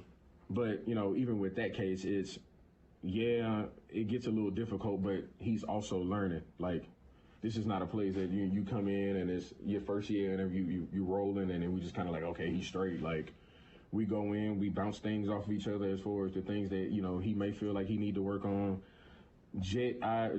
Pop, Jet, and I, we have a group that past 2.5, I'll say every week and a half, we probably hop on FaceTime on the weekend. And it's Pop just kind of telling us about his recovery, and Jet kind of filling us in about some of the things, but it's also just us bouncing things off and trying to figure out, the things that we need to get done this upcoming year. Jet knowing, like, man, look, I'm the old guy in the room. Y'all gonna have to kind of help your boy out through camp and all this other stuff. But it's us knowing that it's a collect group. Like, we know the things we have to do in order to be successful. And that's just one of those things. Like Pop knows that, and just with OTAs, like we was laughing today. I'm like, man, I don't mind taking however many reps in OTAs. I'm like, we don't have pads on, but once camp comes and we gonna need that 3-4 headed monster. That's just what it is. Because I mean, it's a 17 game season, and as we can tell, man, the running back position is not getting loved like it has been. So only thing we can do is kind of gel as a unit and move that way and try to be a powerhouse. So he knows that, Jet knows that, and as a group, we just want to continue to move forward. Karen?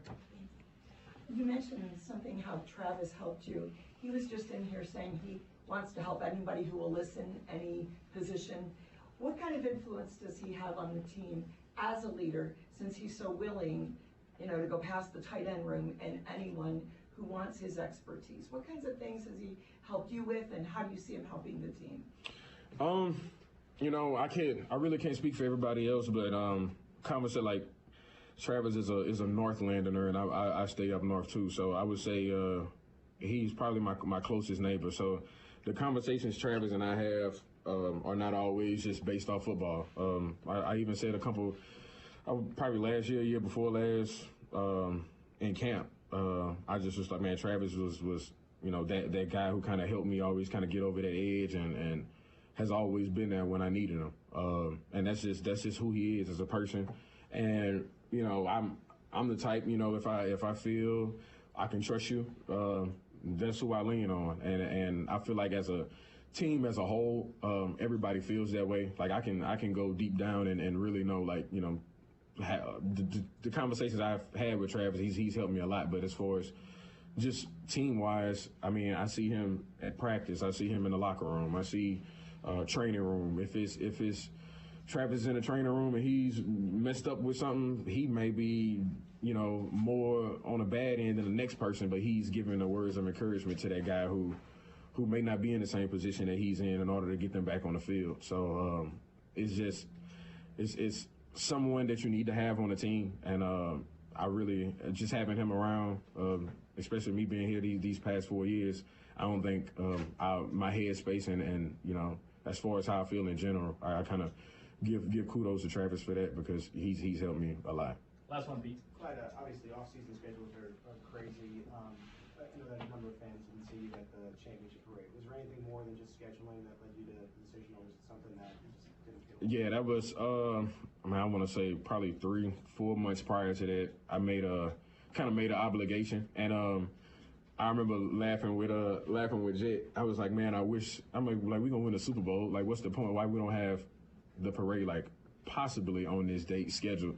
And I said, it would have been dope, but it's just, I mean, just how I was raised. I'm not going to verbally give somebody my yes or give them that A-OK and then back out on them 2 days before. That's just I wasn't raised on that with how my dad and how my mom is.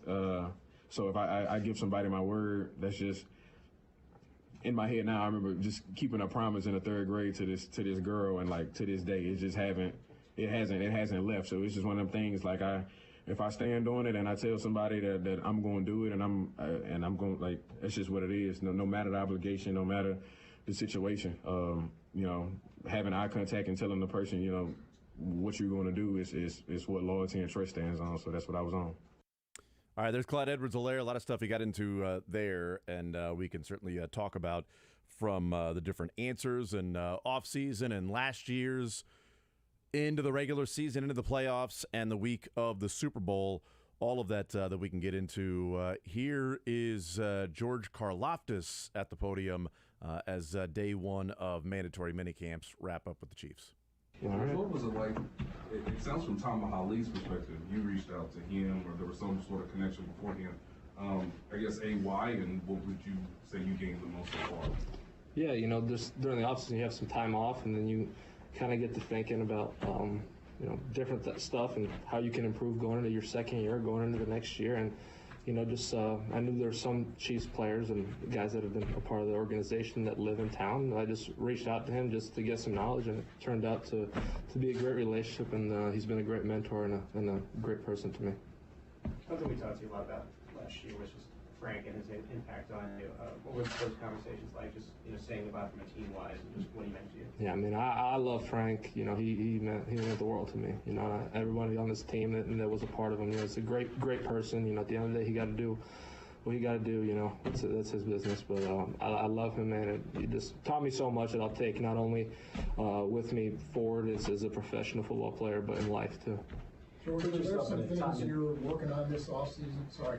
Are there some things you're working on this offseason in particular as opposed to just kind of general improvement? Yeah, I think the general improvement's a big one. You know, really trying to focus on the little things. You know, the mental aspect, the mental side of the game. You know, you can never get too good at that. You know, the details, the fundamentals, and really getting bigger, faster, stronger, and you know, trying to hit it from every angle. How much better do you feel about your knowledge of being a National Football League player right now than you did a year ago heading to this mandatory minicamp? Yeah, I mean, playing 20 games, having that experience, and being around guys like Chris, like Frank, like Carlos, and all the other guys in the room, you know, that helps you out, you know, and I learned a lot this past season. I'm ready to take that with me going forward. Was there a spot last year where like things clicked for you? Was it off season, during the season, anywhere? I don't know. I couldn't pin down one specific spot. You know, I started feeling good towards the end of the year, going to the playoffs, and you know, hoping to carry that over. Do you feel like that when you look back at that final stretch where you had 5.5 sacks in the last 7 games, was it simply a matter of getting home finally, or was there anything in particular? You just kind of start to figure it out eventually. You know, it starts to click. You know, you have conversations, and it happens at a different time for everyone. You know, and you know, times it got frustrating. You know, but you just keep going. You just keep going forward and put your best foot forward. And yeah. George, there were a lot of first times for you this past season. I mean, Super Bowl, then you got to go to the White House. Talk about that experience. Yeah, it was all right. You know. No, I'm just kidding. I'm just kidding. Yeah, I mean, it's been amazing. You know, from getting drafted in the first round, you know, to the best organization in the league. You know, just to go on out having a pretty good rookie year, and then winning the Super Bowl, going to the White House, and everything that comes with that. I mean, it's been a blessing, man. I'm blessed, truly. What are your thoughts, what you've seen so far of Felix, the first round draft pick? He's been great, man. He's a little banged up, but he's a student of the game. You know, he's hasn't been on the field a whole lot just because of whatever. But you know, he's been able to soak everything up. Mentally, he's pretty good, and you know, I think he's gonna have a bright future here. Hopefully he does with the bookend of George Karlaftis. There he is, a second-year player now out of Purdue, George Karlaftis. We will take a timeout. We'll come back. We'll talk about the things that we heard. But as we go to break, 913-381-0810 is the phone number. 913-381-0810 is the phone number. And we are going to be giving away a gift card to Jack Stack. How about... Let's make it 2. You want to give away 2? Let's make it 2. Oof. We got to pick 2 numbers. That's always a tough thing for us. 8 and, I don't know. 9. That's too quick of a turnaround. That's 11. Too far. 10? Yeah, that sounds good. Okay, 8 and 10. Jack Stack Father's Day sampler. You know, Father's Day coming up this weekend. Father's Day sampler, 8 ribs, 1 pound of the burn ends, 10 wings, 1 pint of beans, and 1 pint of cheesy corn for $58. That is available for carryout only on the 17th and 18th. It is the 17th and 18th. Carryout only. Plan ahead. Pre-order for pickup before it's too late. $58 for that Jack Stack Father's Day sampler. 8 ribs, 1 pound of beef burn-ins, 10 wings, 1 pint of beans, and 1 pint of cheesy corn for $58. We're going to give away not 1, but let's say 2 $25 gift cards to Jack Stack. Callers, you say 8 and 10? I think 8 and 10 sounds pretty good. Okay. Maybe call 913... 810. I don't know. I just came up with a number. 913-381-0810. Callers 8 and 10. $25 to Jack Stack. We continue with more Zone next. Want to see more of The Zone? Watch the show live on the Sports Radio 810 WHB Facebook, Twitter, YouTube, and Twitch.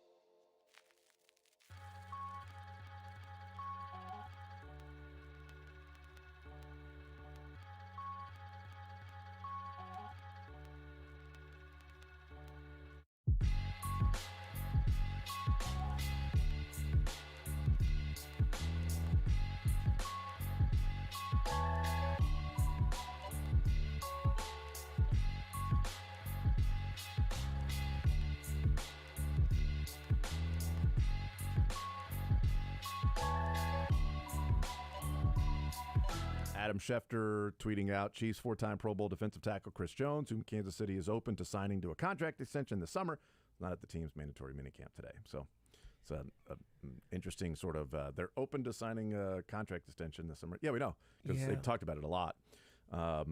So that's from the Chiefs' specific local perspective. Yeah, I'm curious there, and this is a point that our friend Seth Kaiser tweets out, the idea that, hey, the Chiefs are making sure to get it out there that they do, in fact, want to extend Chris Jones. It's not the same thing as having it done, and we've seen in public all of the Brett Veach comments in particular. Sounds like a legitimate desire that they get that deal done. We both think it makes 1,000% sense because imagine this defense without Chris Jones. Now stop thinking about it because it's scary and you don't need to alarm yourself. But sort of interesting that the language in this is somewhat optimistic, I guess, as opposed to the alternative. You missed an opportunity to say 1,000%. Sorry. 1,000% sense. 1,000%. Can we hear Sean McDermott? Missing a portmanteau.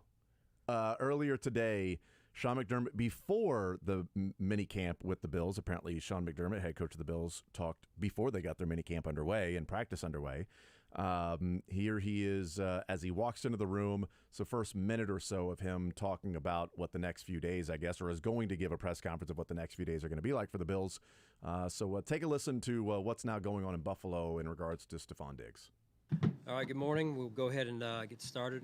Take your questions. Sean, just a question about attendance. Is everyone here? And I know there's a lot of questions about Stephon. Yeah, Steph is not here. Everybody else is here at the current time.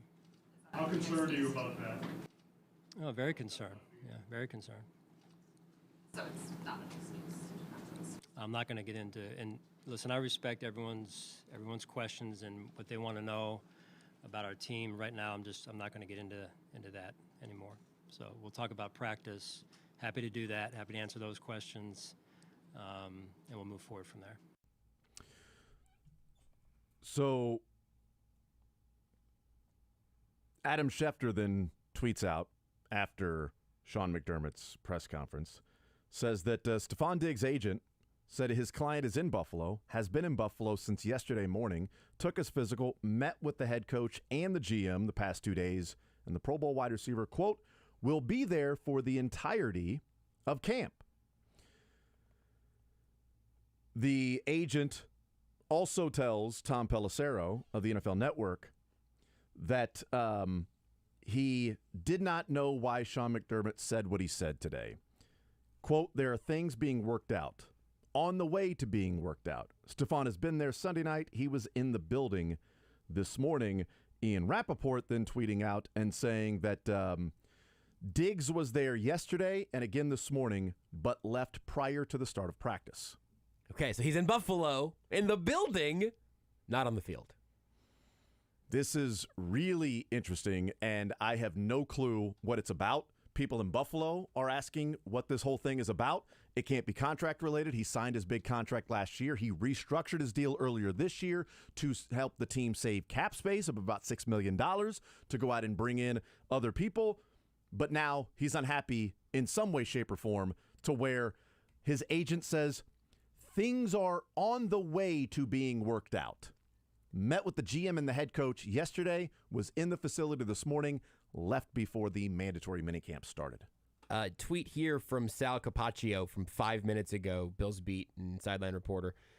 He tweets this quote from Josh Allen. Quote, there are some things that could have gone better last year. I think as an organization, maybe we're not communicating the right way. That's the quote from a tweet that popped up during this segment.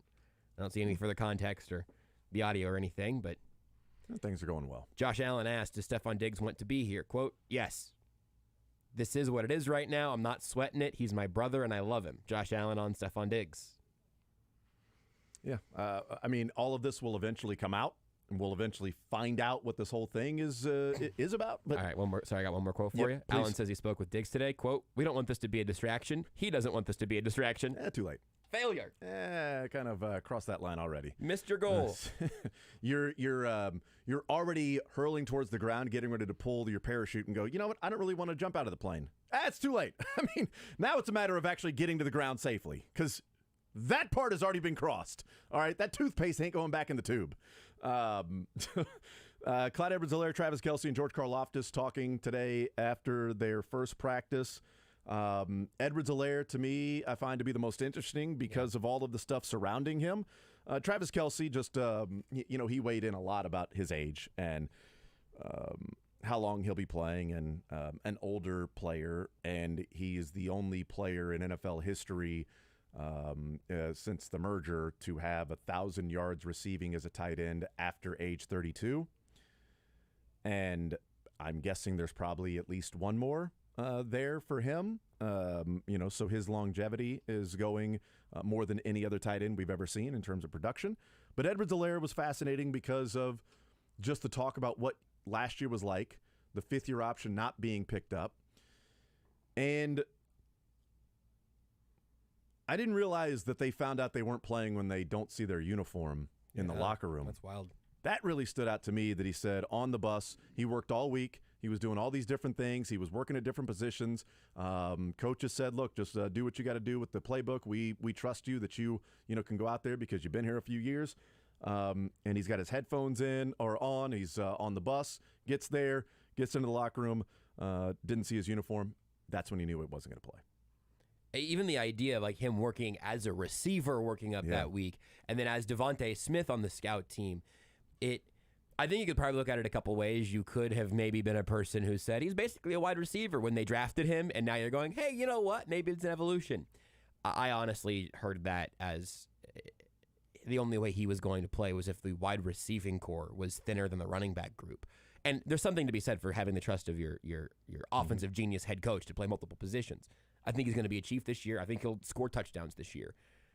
But, man, that genuinely has to be a pretty tough thing to work through for a guy who was, no jokes, the team's first-round pick, what feels like an hour and a half ago in a lot of ways. I mean, that had to be a very, very tough stretch of him being healthy and not active.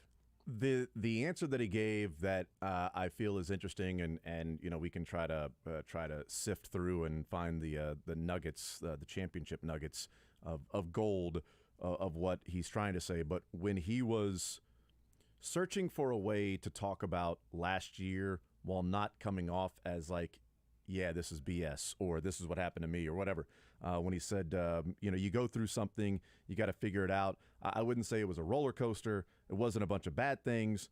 And then he talked about his dad, who was in the military and a narcotics officer, and just like, you got to focus on certain things that you can control, focus on, what's there. And he said, there were trials and tribulations, and just, doing what I need to do was a way of sort of searching for, yeah, last year sucked, without bleep the organization in this team because, I've been here and I've done this and I should have played in the Super Bowl. Yeah, it was interesting sort of trying to find and navigate, thread that needle. Yeah. Thread that needle of, yeah, it wasn't great, but also, hey, things happen. Yep. Things happen. We'll take a timeout. We'll come back, wrap up the show next. You're in the zone with Jason Anderson on Sports Radio 810 WHB. Twin Peaks is the best in the game. Here, your favorite drafts are poured at a frosty 29 degrees, and rare barrel-aged whiskeys are...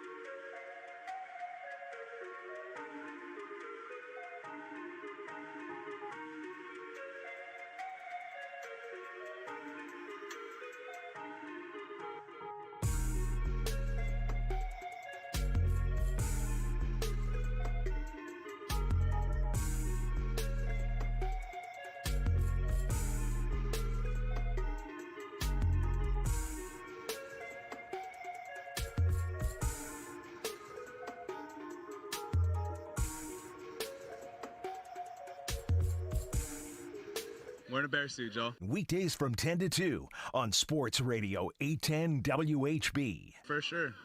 For sure.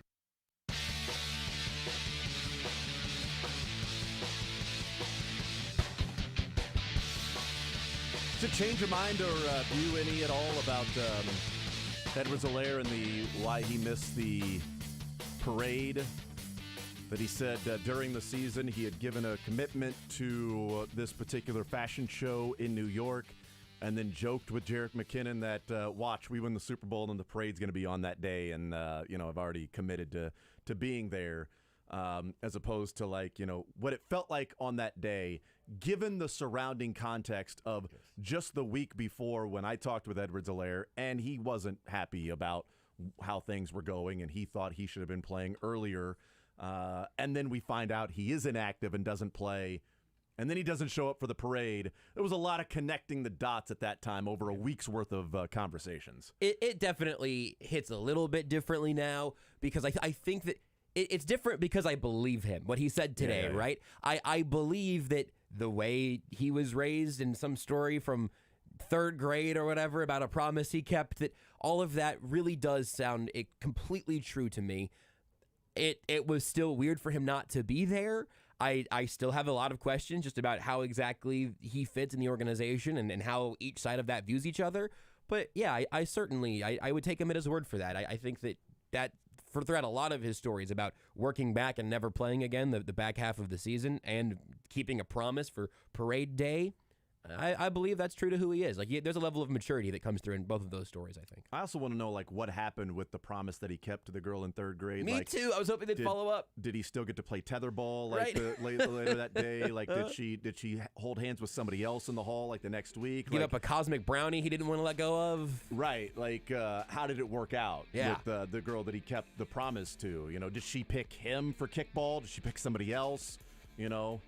Timmy and Tommy, the twins, all of a sudden now, she's wanting to play Nintendo with them or Sega or Dreamcast, whatever, age that would be. I'm not really sure.